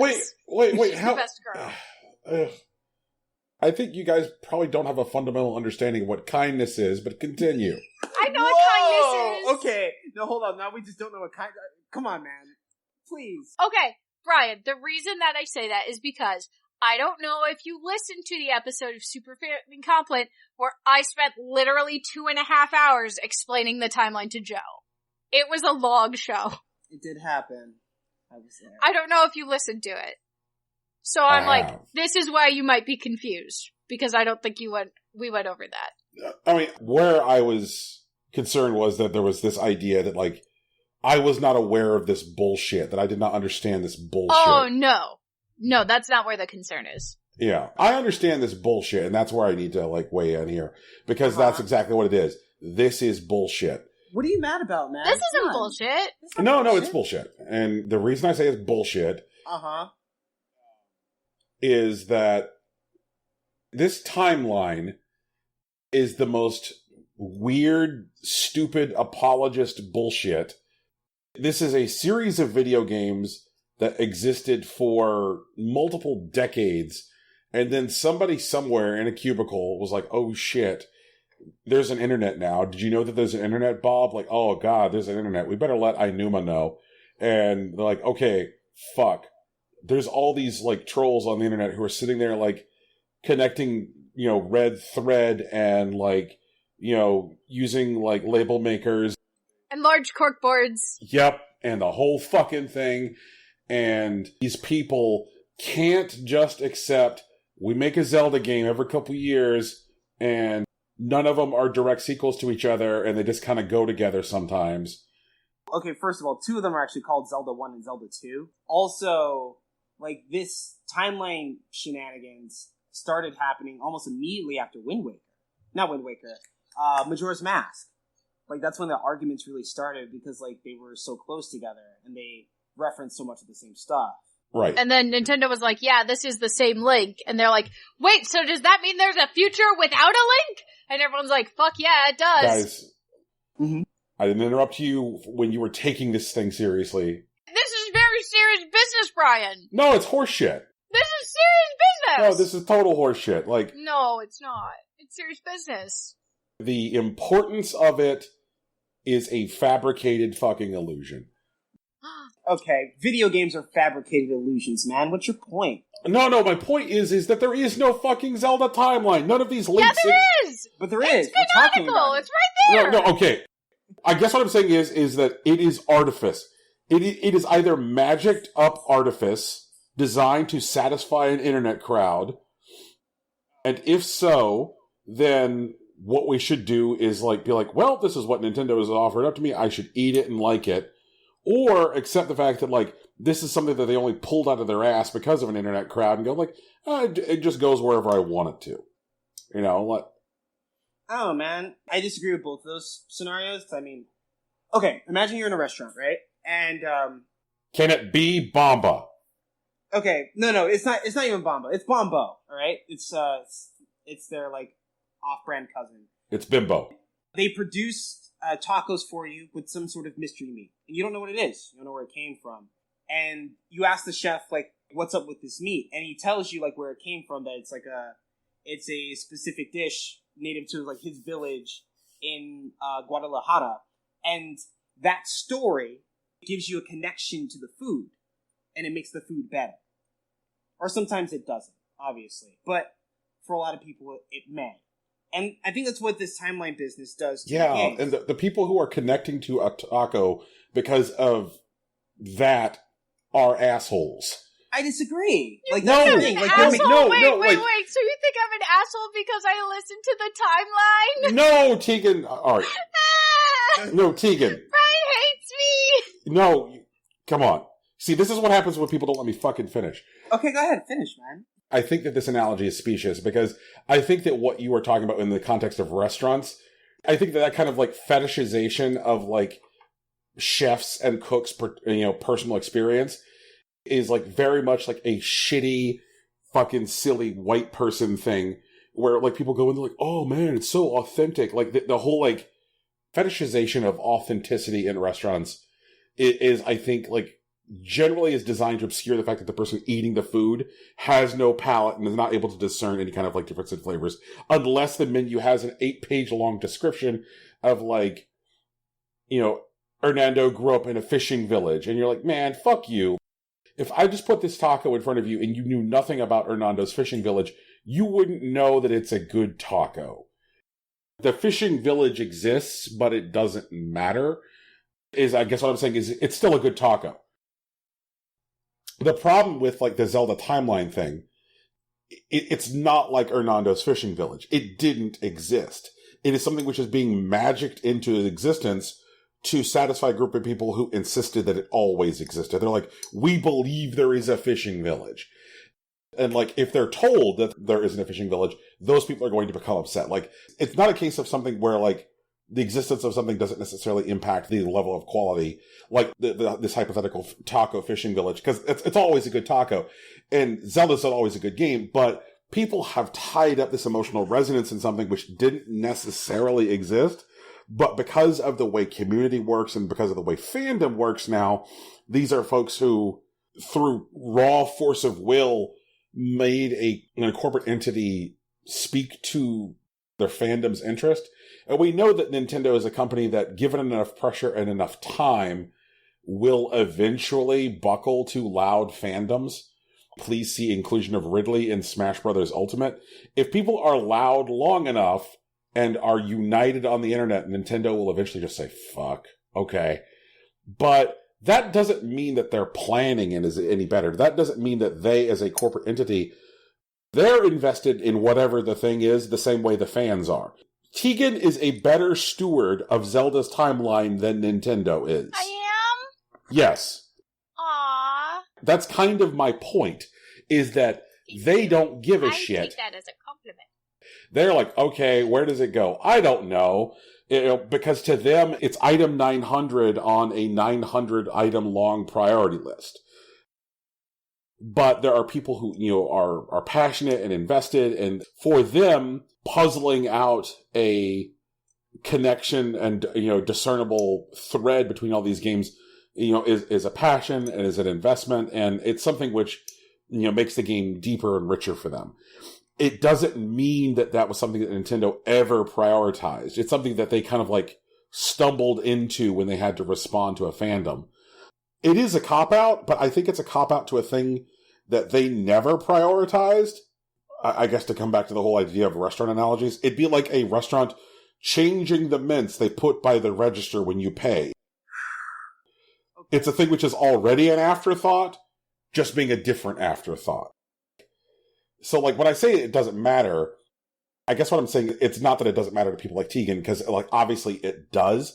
I'm saying that it doesn't matter to Nintendo. And so, like, we can ask them to make a timeline, we can ask them to make an official timeline, but we can't make them care about an official timeline. Does any of this make sense? That makes sense, yeah. So I guess the reason I'm saying it doesn't matter is because that with something like this, the answer that a fandom comes up with will always be better than the answer that Nintendo comes up with. I can't agree to that, but because sometimes like fandoms make some dumbass decisions. I mean, honestly, I feel like the inclusion of a Hero Fails timeline was the best decision ever, because when I was eyeballs deep in doing like my own sort of timeline research, nobody had a Hero Fails option, because we always play as the hero, and so we assume he natively succeeds. Because we always succeed, obviously. So, like, having that as, like, game over actually changes the timeline was neat. Also, I died of laughter, and I apologize. You said, Brian, I'm sorry, you said, this is what happens when you don't let me finish with the indignancy of a proper fuckboy, and I choked on my soda and spit it everywhere. A proper fuckboy? Oh my god. Oh god, it was so funny. And that's why I was like crying for a little bit there, because I was laughing so hard. Well, now I'm gonna go feel like a proper fuckboy. Jesus. Maybe someone will let you finish, Brian. Oh, Jesus. Fucking Christ. Well, I mean, like, that's the thing. Like, I don't think Tegan and I are depending on Nintendo. You know, Nintendo has offered some good points, like the Hero Fails, like, branch of the timeline. But also, there are parts where they fuck up. And I don't think Tegan nor I are saying that Nintendo should prioritize getting the timeline right over the next Zelda game. But if they could stand a bit of input, maybe this is something that could help. I apologize if we appear to come off as the type of fans that basically try to shout down creators until they bend to our will instead of creating their creation. But I don't think that's our intent or even our demeanor. Yeah, you're not coming off as the kind of people who were weird about The Last Jedi. You're not coming off that way. You just come off as the people who are weird about Solo. Fuck, that's messed up, man. Oh, come on. Nobody likes Solo. I mean, but those people, they were okay. Like, they still deserve good jobs. They don't get screamed out in the streets. Yeah, Solo was okay. I saw it. It was a time. It was a time. I'm surprised that you saw Solo, because I sat in the theater for 2 hours and it was so poorly lit I couldn't see a thing. Really? Ooh, no, burn. That's a jab. Maybe you just need better glasses. Oh man. God damn it. Oh, we're back to that. Guys, okay. Well, we can joke about it now. Brian has a job again. It's great. Okay, so guys, EVO happened this past week, also known as Fighting Game Christmas. Fighting Game Christmas! Let me go over a couple of highlights from EVO. American Lil Majin made top 4 in Tekken 7 with the Beast Priest, King, Hero of Orphans. King is a character that is put near the bottom of most people's tier lists, and seeing a King make it as far as they did, and as hype as King play actually is, it was a really cool time. In addition, Problem X was the first British and possibly first black player to win Street Fighter V at EVO. He took down Takedo in the final. The 5 gods of Melee were dethroned by Lemme, who is, the Swedish Fox player, has finally made it to the top. He's been disrespectful, quote-unquote, of the 5 gods since their inception, but he finally has his own EVO championship to hold under his belt, so congrats to him. And the Smash 4 community booed at their own grand finals and bailed on most of top 8 because of Bayonetta's dominance in the game. Which I actually kind of agree with. I don't really like how dominant Bayo is. And I watched the grand finals, and they definitely treat it like a friendly and not like the match between the two best Smash 4 players in the world. So I get it. I probably wouldn't have like booed and walked off myself, but I definitely understand why they're upset. But outside of the competition, there were a bunch of announcements, as tends to come with fighting game Christmas. Astaroth and Sung Mina were announced to be added into Soul Calibur 6 in October. For Street Fighter V, Sagat, the Tiger Warrior, and G, the self-styled president of the were released in the Season 3 pass and were made available the day after EVO. Lei Wulong, Anna Williams, and Negan of The Walking Dead joined Tekken 7. DBFZ, or Dragon Ball Fighter Z, announced Base Goku and Base Vegeta from the Saiyan saga, and they went live on August 8th. And Frieza's older brother Cooler has been announced as the new DLC character to be released soon. And they announced a Smash Direct that we'll talk about a little later that took place this past week. So that's what happened at EVO, guys. Why is Negan? Dude, I don't know. Like, but who cares? It's gonna be dope. So I live in a world where Negan, with his bat, can hit a fancy boy from Final Fantasy. Yeah. Also pandas. And a, like, really jacked android. Fighting games, I don't know. Dude, fighting games are dope. Also, like, Tekken may actually be Mugen now, but, like, I don't think that's a bad thing, dude. Like, Mugen's gonna be at EVO next year. Like, are you down or are you down? Yeah, I'm just... It's the Negan, man. Like, I'm just so fucking surprised by that. I get it. Were you more surprised by this or by Cloud being in Smash Bros? This. Or like an actually good Dragon Ball Z fighting game. Or like Darkstalkers, man. Like, I don't know. I think like the corporate branding's like weird, but like outside of that, like if I didn't know that like, Walking Dead was big, I would totally like be chill with like a Negan or a Negan style character being added to the world of Tekken. I mean, we have King, man. Like King is actually King is two wrestlers technically, but he is a luchador in either style. And the first luchador was actually a priest, and both of them like look after orphans. Like I think the second King actually has an orphanage in his name, if I remember correctly. Which guy from New Japan does the mocap for King? Oh, dude, I don't know. I wish it did. Yeah. Because I know that, like, they've been bringing in some dudes, and it's like, I think the same guy since, like, Tekken 3 to do the mocap for King. Nice. That's actually really dope. Shout out to that guy. I wish I could remember his name offhand, but Jesus. It just seems so, like, goofy, silly. What about G? Have you seen G? Oh, speaking of goofy, silly, G, you know what? That's a great point, Rocky. In fact, you should keep it in your pocket as a way to pocket win every argument. Be like, but G exists.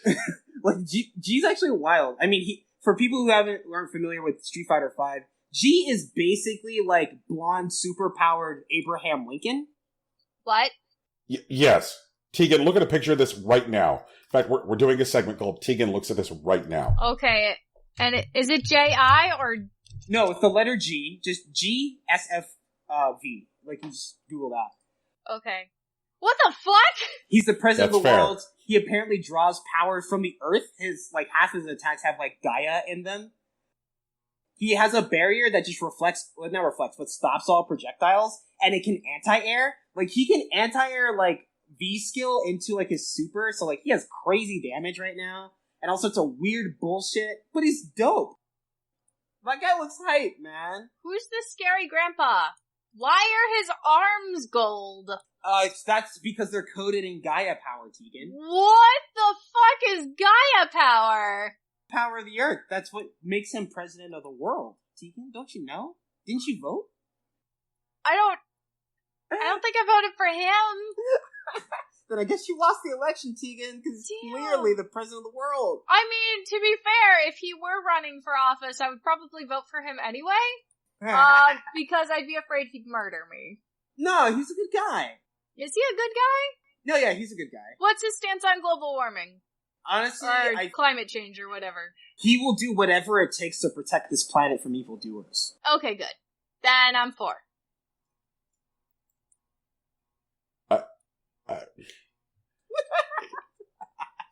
And Brian's still like, what the fuck is G? Tegan's like, G's cool. Yeah, no, I can't with G. G's like an 11 on the anime scale, and the anime scale only goes to 10. He's fucking anime, man. And it kind of makes me feel bad, because Sagat's finally back in the game, and Sagat is kind of underwhelming. He's a good zoner character, but his normals kind of suck. They don't chain into damage the way that, like, I feel like they should. But he still has, like, the high-low fireball, which is gonna be shenanigans. But, like, G is fucking insane. Like, that's just it. Like, he's just being overshadowed. I mean, G looks like he is about to do my taxes, defend me for a DUI, and sell me a mattress. Like, yo, let's go. You know what? Okay, I'm down. Yeah. I mean, I'm not wrong. Just look at this fucking guy. Like, no, dude, I love G. He's great. He's ridiculous, but he's great. Yeah. Also, like, I don't play Soul Calibur 6, but if I did, I would be a Sungmina main. Why? Why would you be a Sungmina main when you could be a Talon main? No, okay, so, like, Talon doesn't have range. I actually got started in 3 with, like, the GameCube version with Link. I played Killick a lot more than I played anyone else. And Killick changed drastically in 4, and then in 5, he wasn't even in the game. But, like, Sungmina's fighting style looks a lot closer to Killick's than has been in a really long time. And so, like, if I were to get back into Soul Calibur, like, I would see Sungmina and I'm like, I want to do that. I want to do these shenanigans. I've played against some Astaroths, especially, like, in 3, and, like, Astaroth looks just as horrifying as he's ever been. And, like, even, like, his counter skill, like, he actually, like, hammers the axe into someone. Like, I say hammers because it's definitely more of a bludgeon than it is a blade. They, like, take, like, the edge of it and just, like, throws them with the axe, like, 20 feet behind them. Like, it's a nightmare. And there's an actual character in Soul Calibur named Nightmare! There is. And this guy's actually bigger than that somehow! And just to let everybody know, in case you're wondering, don't search Sungmina on DeviantArt. Dude, we've been over this. Why do you always search for stuff on DeviantArt? You know better. Apparently not. like, what did you think was gonna happen, Brian? I don't know. I guess the only other thing I wanted to mention about Evo, I guess there's two things I want to mention, is that, like, Evo this year finally felt a lot more, I think, specifically focused on theatrics. Okay. It felt like there were a lot more guys who were out there, like, cutting promos and shit like it was fucking wrestling or something. Hmm. One of the things I have felt was missing from the FGC that would give it that, like, breakout popularity is that a lot of these guys haven't known how to talk. Like, really, like, if somebody put a camera in their face when they weren't, you know, like, playing whatever. Like, if they weren't, and shout outs to fucking Festival Hardbody. Like, you know, I talked to Festival earlier this week, and, you know, he got back in town. He picked up, $2,000 at the Clay Fighter side tourney. Nice. Good for him. Yeah. Oh yeah, good for him. What's up, Tegan? Nothing. Okay. But it seemed like there were a lot more guys at Evo this year who were, like, really comfortable on the mic. So if somebody, like, talked to them and they're like, you know, like, hey, what's going to happen in the Tekken tournament? Then, like, they'd be like, I'm going to put my balls in everybody's face. And you're like, wow, okay, they're a lot better at cutting, like, aggressive promos now and, like, talking shit and being entertaining. And oh, yeah. Like, I feel like, especially since sponsorship has become a lot more ubiquitous. Yep. There are some sponsors that have taken to coaching their players. Yeah. It's really paid off because I feel like I watched a lot more Evo this year than I did last year. And I feel like a lot of that has to do with how much more focused on presentation individual players were. Did you catch that DPFC final? Yeah, hell yes. Also made sure to, like, watch as much of Windjammers as possible. And gosh, man, like, I don't know what the fuck they're putting in the water in France, but goddamn, the French domination of Windjammers continues, and it is just like... Wait, has that been a consistent thing? Yes. Really? Yes. I didn't know if France had a real, like, big Windjammers scene. Yeah, like, France has dominated Windjammers ever since there was competitive Windjammers. Oh my god, alright. Yeah, like, I don't know what it is. When we got to the Windjammers finals and it was like France v France, I was like, oh, Jesus Christ. Like, the final four, like, were 3 French players. And people were, like, surprised that a non-French player made it to the final 4. Wild. Yeah, just like, what the fuck is it with, like, the French Windjammers scene? Like, why is there I don't get it. Like, because a lot of times when you see, like, a particular country being dominant in some esport, there's some through line that explains it culturally. Like, okay, like, here's why this is big in this country. Here's why this country is dominant at this game. But I don't know of any reason for France to own at Windjammers. But they are absolutely just unbreakable. Rocky, did you catch any of that top 16 for Windjammers? No. Like, the stream, like, cut out where I was trying to watch it on.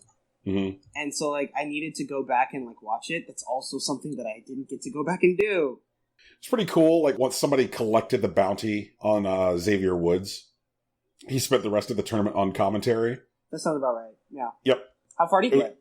How far did he get? He made it to top 16. All right. Yeah. Wait, wasn't there, like, 300 competitors or something? Yes, there was. Oh, my God. All right, Xavier Woods can play Windjammers. Yes, he can. He's very serious about his Windjammers. All right. Actually, saying he made it to top 16 actually undersells it. He made it to top 8. Jeez. All right. Yeah. The bounty kept on going up with each round, and I guess that's how it do. But yeah, good for him. It was cool to have him on commentary after that. The guy is very serious about his Windjammers. I know he plays it on the road, which is going to be easier now that Windjammers is fucking coming to Switch. Tegan, you should Windjam. I'm not going to Windjam. But it'd be fun.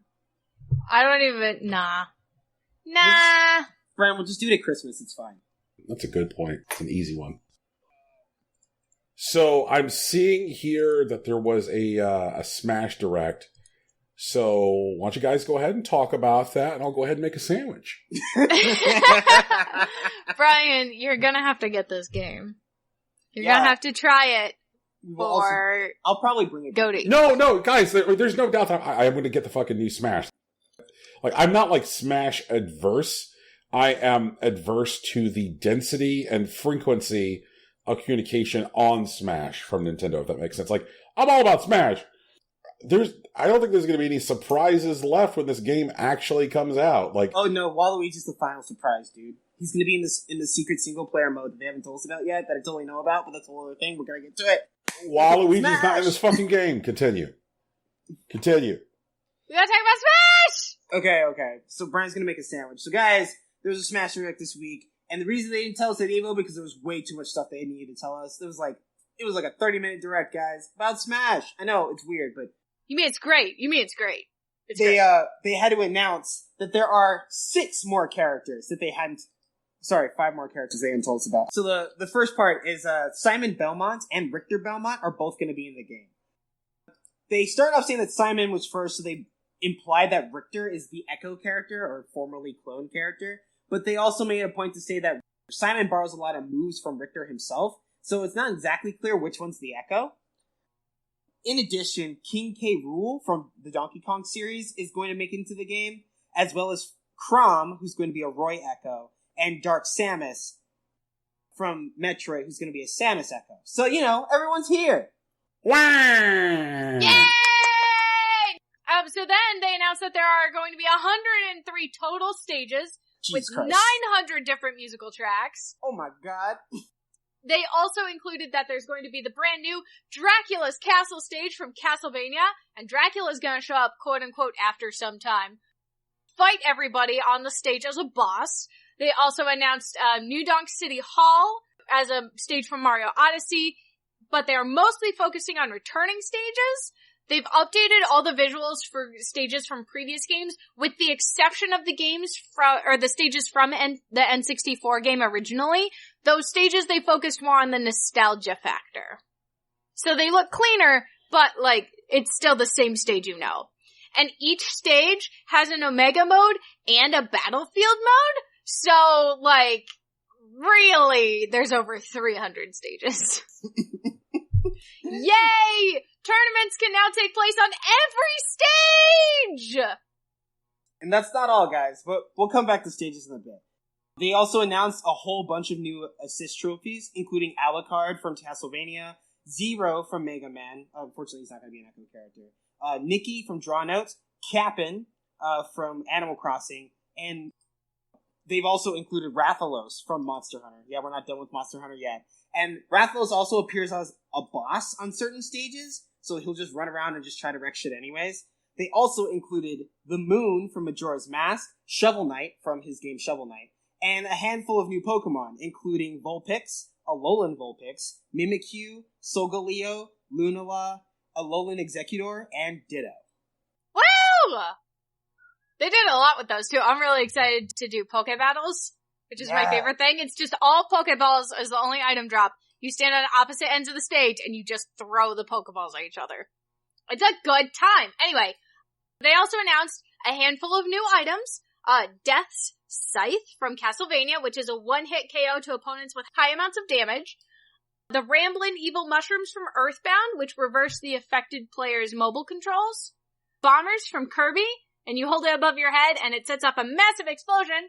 The Banana Gun, which fires one strong bullet and then you discard it and it acts as a banana peel on the stage, causing people to slip.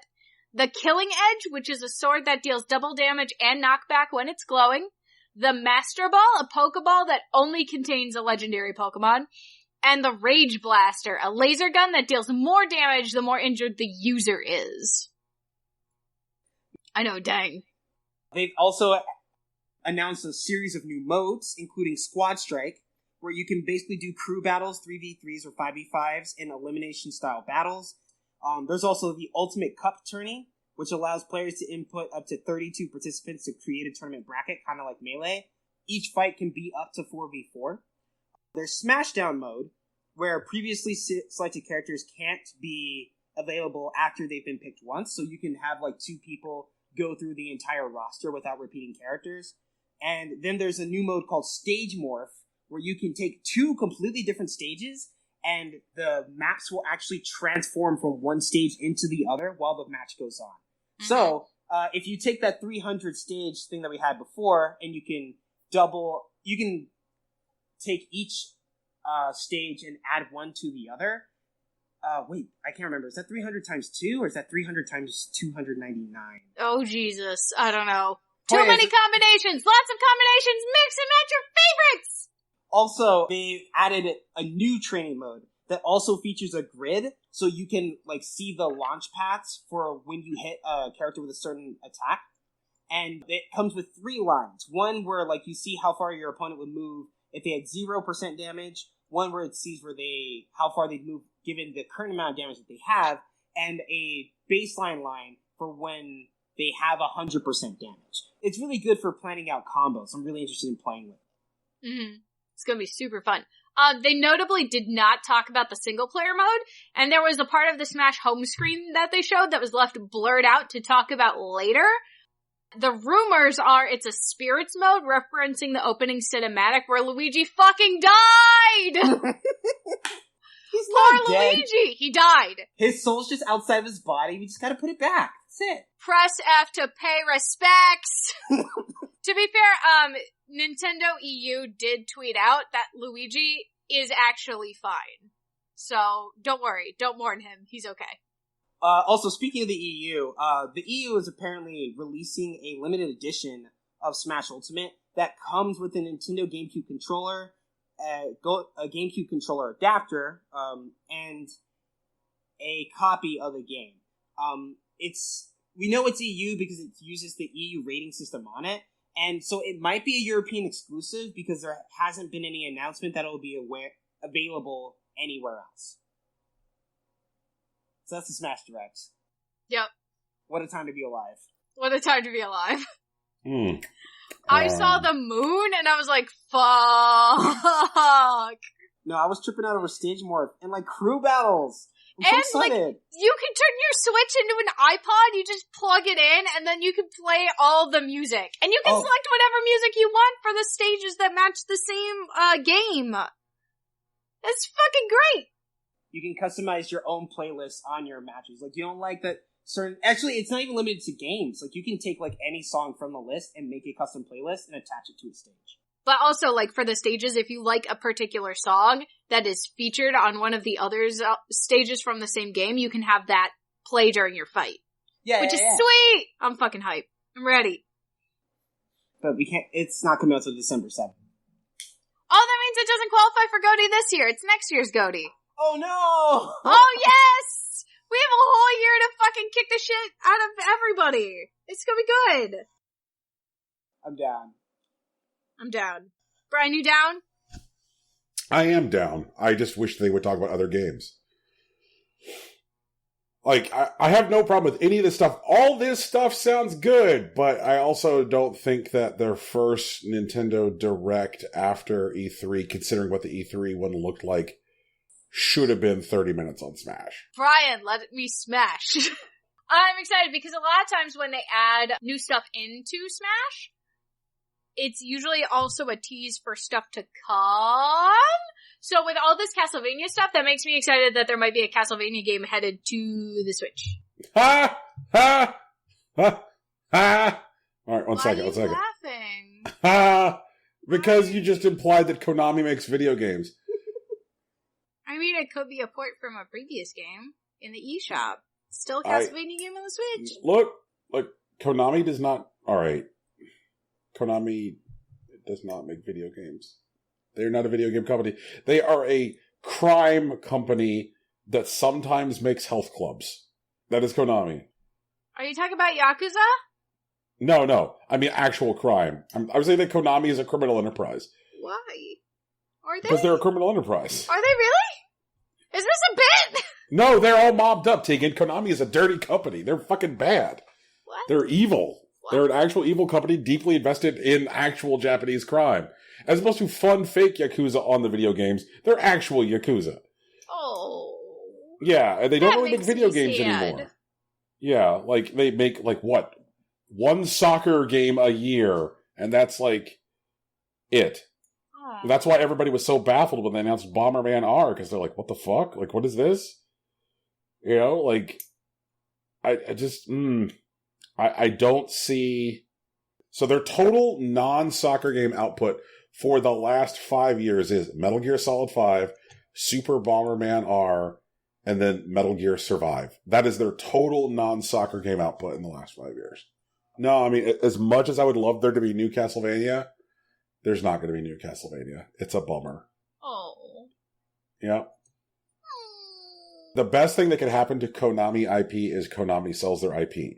Like, that could be a thing that Nintendo could do that I think would be the sweetest, most sexual of chocolate. If they whipped out their checkbook and just bought Konami's IP from Konami, I think that would be a really great thing. Like, honestly, anybody buying Konami... Not actually... Oh, let me take that back, because that is some monkey's paw bullshit there. So not anybody buys Konami's IP from Konami, but there are companies I would be happy to see buy Konami's IP from them. Like Nintendo or Microsoft. I would be perfectly fine with it. But we'll probably never see a new Belmont fight Dracula again, unless something, like, really changes over there. Yep. I'm sad now. I'm sorry, Tegan. If you would like for me to tell you that a new Castlevania is likely, I can tell you that. Yeah, tell me that! A new Castlevania is likely. Yay! And a new Animal Crossing. Right? Because Kappa was in it too. Kappa was in it too. That means there's no Animal Crossing, right? That is more likely than a new Castlevania. Please. By a significant amount. I want it so bad. Mother 3 finally getting a US localization is more likely than fucking new Castlevania. I bet that'll happen. A US localization of Mother 3 will happen in our lifetime. Yeah, that seems fair. But, like, Reggie should stop saying shit like, ask me in a year, because that just makes him look like an asshole. Yup. Guys, I'd love to tell you about what came out on Steam today. But? No, there's no but there. Oh! I thought there was a but. I thought you were gonna say, but nothing came out on Steam today! Hey! No, normally I would tell you how many came out on the Steam the day before, but because we're recording later in the day, the amount that has come out today is impressive. Ooh, okay. Normally we have like 10 games that come out, right? Yeah, generally somewhere between like 8 and 15. Mm-hmm. But because we're recording later in the game, 20 games have come out on Steam today. Okay. Hot titles like Basketball Hoop. Basketball Hoop is a game in which the player needs to hit the basketball hoop with a soccer ball. In this game, you will not throw the basketball. To get the basketball in the hoop, you need to properly control the computer mouse. What? This is a game where it appears to be that the only interactivity of it is to hover your mouse directly, like your visible mouse cursor, over the basketball hoop and then click. And then the soccer ball then goes into the basketball hoop. The soccer ball? Yes. So this appears to be a pre-purchased asset of a shitty basketball arena, a pre-purchased asset of a soccer ball, and the only interactivity of the game is putting your cursor over the hoop and then clicking. And for some reason, the 69-cent game requires a GeForce 9600 GT. What? Sound suspicious to any of you guys? Suspicious! We did this last week. Yep, it's another one, guys. Thanks for Basketball Hoop, you fucking goon. For people who weren't here last week, the reason this low-res game requires a high-performance graphics card is because it's going to use that card to mine cryptocurrency by accessing your system by downloading this game. Yup. Then we have Intelligence: Cats. Intelligence: Cats is a puzzle game in which you want to build an image with cats so that the picture was like the original image. Yay! Move the tiles of the puzzle wisely to collect the correct order of pieces of images. The essence of the game is like the old game 15. It's $1.29. And it appears to be sliding puzzle pictures of cats. This one also requires a suspiciously strong graphics card. People, please look at games before you fucking buy them. But Brian, how do I know what a suspiciously strong graphics card looks like? I don't know anything about graphics cards. A game like that, Tegan, should probably be just fine with an integrated graphics card. There's no reason that, like, say, a shitty old like computer that you use for work or school or something shouldn't be able to run that game. It should be able to accomplish all of its graphical needs either with an integrated graphics card or even running off of your CPU. There should be no bottleneck that requires it to also use a good graphics card. So, like, under, like, graphics card requirements, it should say something like integrated, or, I don't know, anything which is 5 years or newer, or, you know, that could run on XP or newer, smiley face. Like, it should not be naming modern conventional graphics cards for these shitty games. Oh, okay. For example, like the next game on the list is Magical Girl Labyrinth. And Magical Girl Labyrinth is significantly more graphically intensive than either of the two games I just looked at, but it can run with an integrated graphics card. Surprise, surprise. Because this game is not actually trying to steal computing cycles. The description of Magical Girl Labyrinth is 14 magical girls can act separately. An annihilated party becomes a tombstone. Companions sleep at the grave can become resurrected. Parentheses, however, the boss's HP will recover. After you clear the game, you can change the difficulty level. Yeah, this was obviously not written in English. And that was just machine translated. Woo! So this looks to be like a combat-focused JRPG with a bunch of, like, cute magical girls. And we've got Luxo Buddies. One of the most classic games we all know and love, Luxo Buddies makes its return with an assortment of exciting new features. Match cards either by matching color or value, or play against cards to change things up. Racing. This is fucking Uno. Fuck you. Uno! Alright. Then we've got Psy Magic. Psy Magic is a classic RPG made for simple fun. This appears to be yet another RPG Maker RPG. Good times. Then we've got Puzzle Noid. Puzzle Noid challenges you on 10 different levels at breaking through the prejudices imposed by society.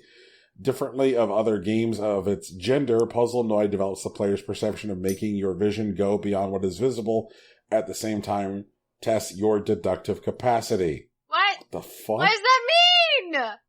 Those are a series of words that don't make any sense together. How can it be a different gender? Do they mean genre?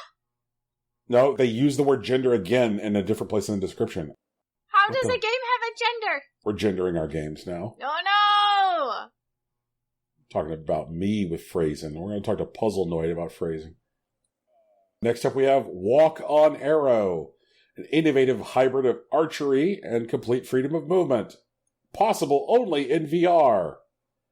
Hide, trace, and fight. Use your bow and arrow to beat your opponents and become the one that stands at last.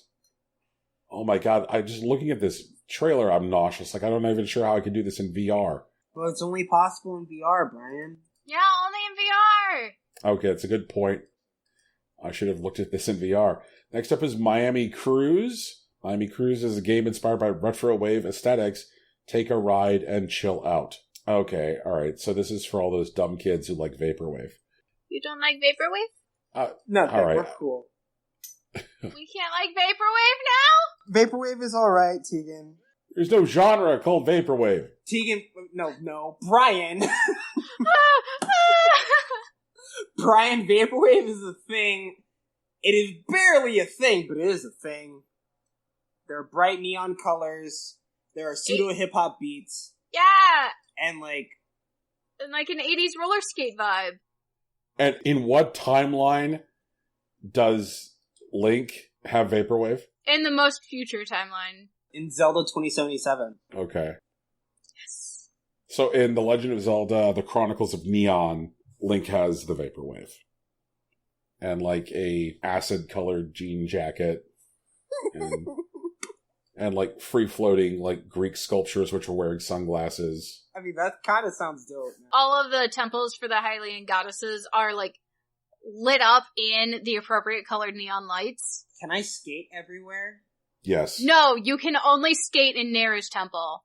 Oh wait, no, I lied. You can only skate in Faror's temple. That makes sense. Yeah, that makes sense. You have like a large brick phone, like an 80s style cell phone, but it kind of functions like a Sheikah slate. You pick it up and you dial a number and then you've got your skates on. That sounds dope. Yeah. Instead of skates, you have Heelys. They light up, though. And less dope, but okay. And once you collect all 120 pogs... No pogs. No pogs. Next up is Space Explorers Reloaded. Okay. During blast off of the spaceship, one of the capsules got lost. The team found out that it was the one that contained all of their clothes. Now they are about to go space exploring while completely naked. No!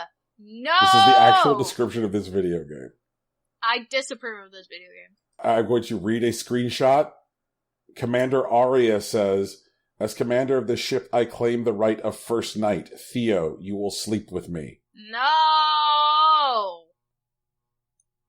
No! I have one question. I have one answer. It's a porn game. Who asked for this? I don't even know, because I'm looking at, like, I gotta say, like, let's say, for example, I was a horny man. Sure. Are you not a horny man? He's not a horny man. That's not what we're doing. It's hypothetical. Brian, continue. Okay. Right. Gotcha. I think if I were a horny man, looking at the graphic presentation of Space Explorers Reloaded, it would not enhance or serve my horniness. What if you're a horny man who's been, like, in a 30-year coma? Like, the last time you saw a video game was, like, in the mid-'80s. You woke up, someone told you about Steam, and you ran into this game. Then I might let this game get me horny. I mean, like, this game looks like... The CG looks like one of those, like, quote, high-quality CG renders from, like, an MS-DOS game. Okay. And I'm like, man, looks like I'm about to fuck Wing Commander. Then we have Professor Watt's Memory Match Fresh Fruit.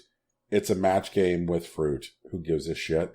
Then we have Arkanoid for painters.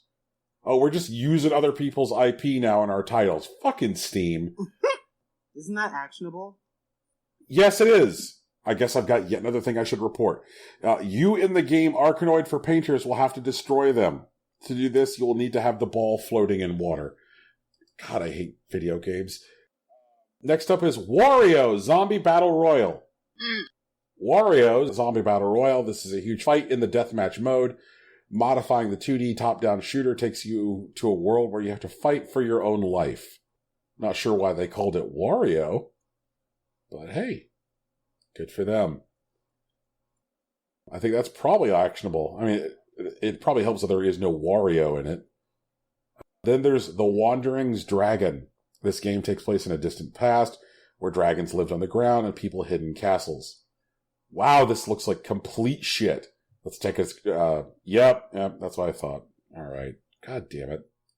Is it another actionable one? It's another one where we suspect that they're stealing computing cycles. Wait, fuck. And then up is Run Run Monsters. Suspiciously large graphic card. Yep. I couldn't spell it. Say it. Yep. Run Run Monsters. Plunge into the world of puzzles, monsters, and adventures. This game looks like total dog shit, and it comes to you from the makers of The Wandering's Dragon. Then Lord versus Nas Vi. This game is set in 2145, where people went into shelters, and on the grounds there were only reasonable drones. What? What? Yeah, I don't know. That sounds like gibberish. The latest model of the Drone Lord tries to return them, but he will have to go through dangerous lands full of hostile armed vehicles.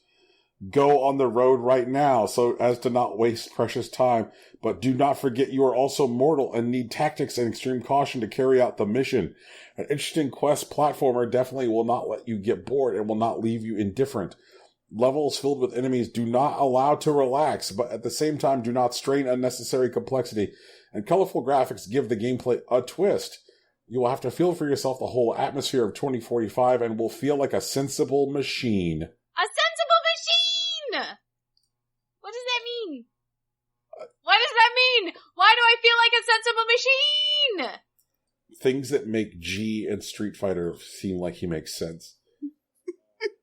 Then we've got In the Countryside. Become a real cook and chef in a cozy countryside tavern. Play in the countryside. Go into simple but amazing delicious recipes of the province. Please tourists with your mastery and sweet heart recipe. Improve your cooking skills and open your own prospering inn. Oh, this is like a fun little voxely cooking game. Oh, that sounds nice. How's the graphics card? Oh, nothing suspicious. Yay! Yeah. Next up is Caves of Plague. A strange and awful time has come when the plague has swallowed mankind. Horrific creatures left their graves and evil spirits shrouded in the city and countryside. Let's see here. Become a real guardian of retribution, a plague doctor. Explore the world in Caves of Plague. That sounds like fun. Yeah, it's kind of cute. Kind of like the look of it. How's the graphics card? And not troublesome. Okay. Yeah. So... I can say it now, so I'm excited. And then last up, Drill Mania. From the makers of Caves of Plague. What? They got 2 games out today? They do. Oh boy! Yeah, this looks like a Mr. Driller clone. So, I guess if you want that Mr. Driller, then here you go. It will run on a crappy graphics card and only requires Windows 7, so you're good. You're safe. Yep. This game is not stealing your computer. Oh, God. Can we talk about Discords? Yes, yes. We have Discord Yes. things? No, it's not on the dock, but Discord started a new game store, and they opened saying that it's curated, so, like, I'm cautiously hopeful. I'm gonna try to keep an eye on it. Discord has a store? What? Yeah, update your Discord, Tegan. Late-breaking hot news that happened while we were on the air today. Oh. Apparently, Asuka stormed out of the arena during SmackDown on Tuesday and has not been returning WWE management's calls since Tuesday. Oh, shit, What happened Tuesday? She's pissed off at how she's been booked for the last 3 months. That sounds about right. That totally makes sense. So she has not tweeted, liked, or retweeted anything since Tuesday. and has stopped responding to WWE management overtures. Looks like she wants out. Ooh. Nah, I mean, they haven't been treating her right. She deserves to go someplace where she's wanted. It's true. Start the anime fighting games! Yeah, what if she does, like, mocap for, like, Harada or someone in DBFZ, a new grappler? Dude, what if she, like, does, like, Caulifla's, like, mocap for, like, DBFZ? That'd be cool. Dude. They don't need mocap, it's just animated. But still. I'd be down. I hope that either they finally make things right with her, or she gets to go somewhere where she could be happy. Our thoughts are with you, Asuka. It's been a rough couple of months. Rocky, how can people hashtag engage with our hashtag content? So, guys, we have a couple of places. The best place for us, if you're looking out for us, is if you left us a review on iTunes, Google Play, or Stitcher. And if you find a little bit of time to leave a review for us on iTunes, Brian owes you a biscuit. That's the deal. It's true. You've got to get it to you. Otherwise, if you guys want to contact with us a little bit more directly, you can find us on Facebook, on Twitter, and on Tumblr. It's all Impossible Coin. And in addition, I stream on Mondays. I'm doing Monster Hunter Mondays. And like Behemoth almost made me cry this week. It almost did, but I got through it. And Brian's playing the new Hearthstone stuff. He's gonna see if he can actually get this like sacrificial Exodia meme off. Let's see how it goes. You know what I mean? So good. Becky, let me meme. Becky, let me meme. Also, if you guys haven't noticed, there is music at the beginning and end of this podcast. It's masterfully arranged by our friend Big Sach. You can find him on SoundCloud at soundcloud.com/BigSachNJ, or you can find him on Twitter at Hillary_Swank. And don't forget, I guess at this point the poll will have closed, so we'll know what people think of Rocky's inclinations. Guys, I just want to say to all y'all out in the Impossible Coin universe that the Zelda timeline is meaningless, and peace. Sad. I work hard. I work so hard. And my efforts are not appreciated. Tegan, I'm trolling. Peace. I'm not actually crying. It's cool. Bye. It's official. You suck.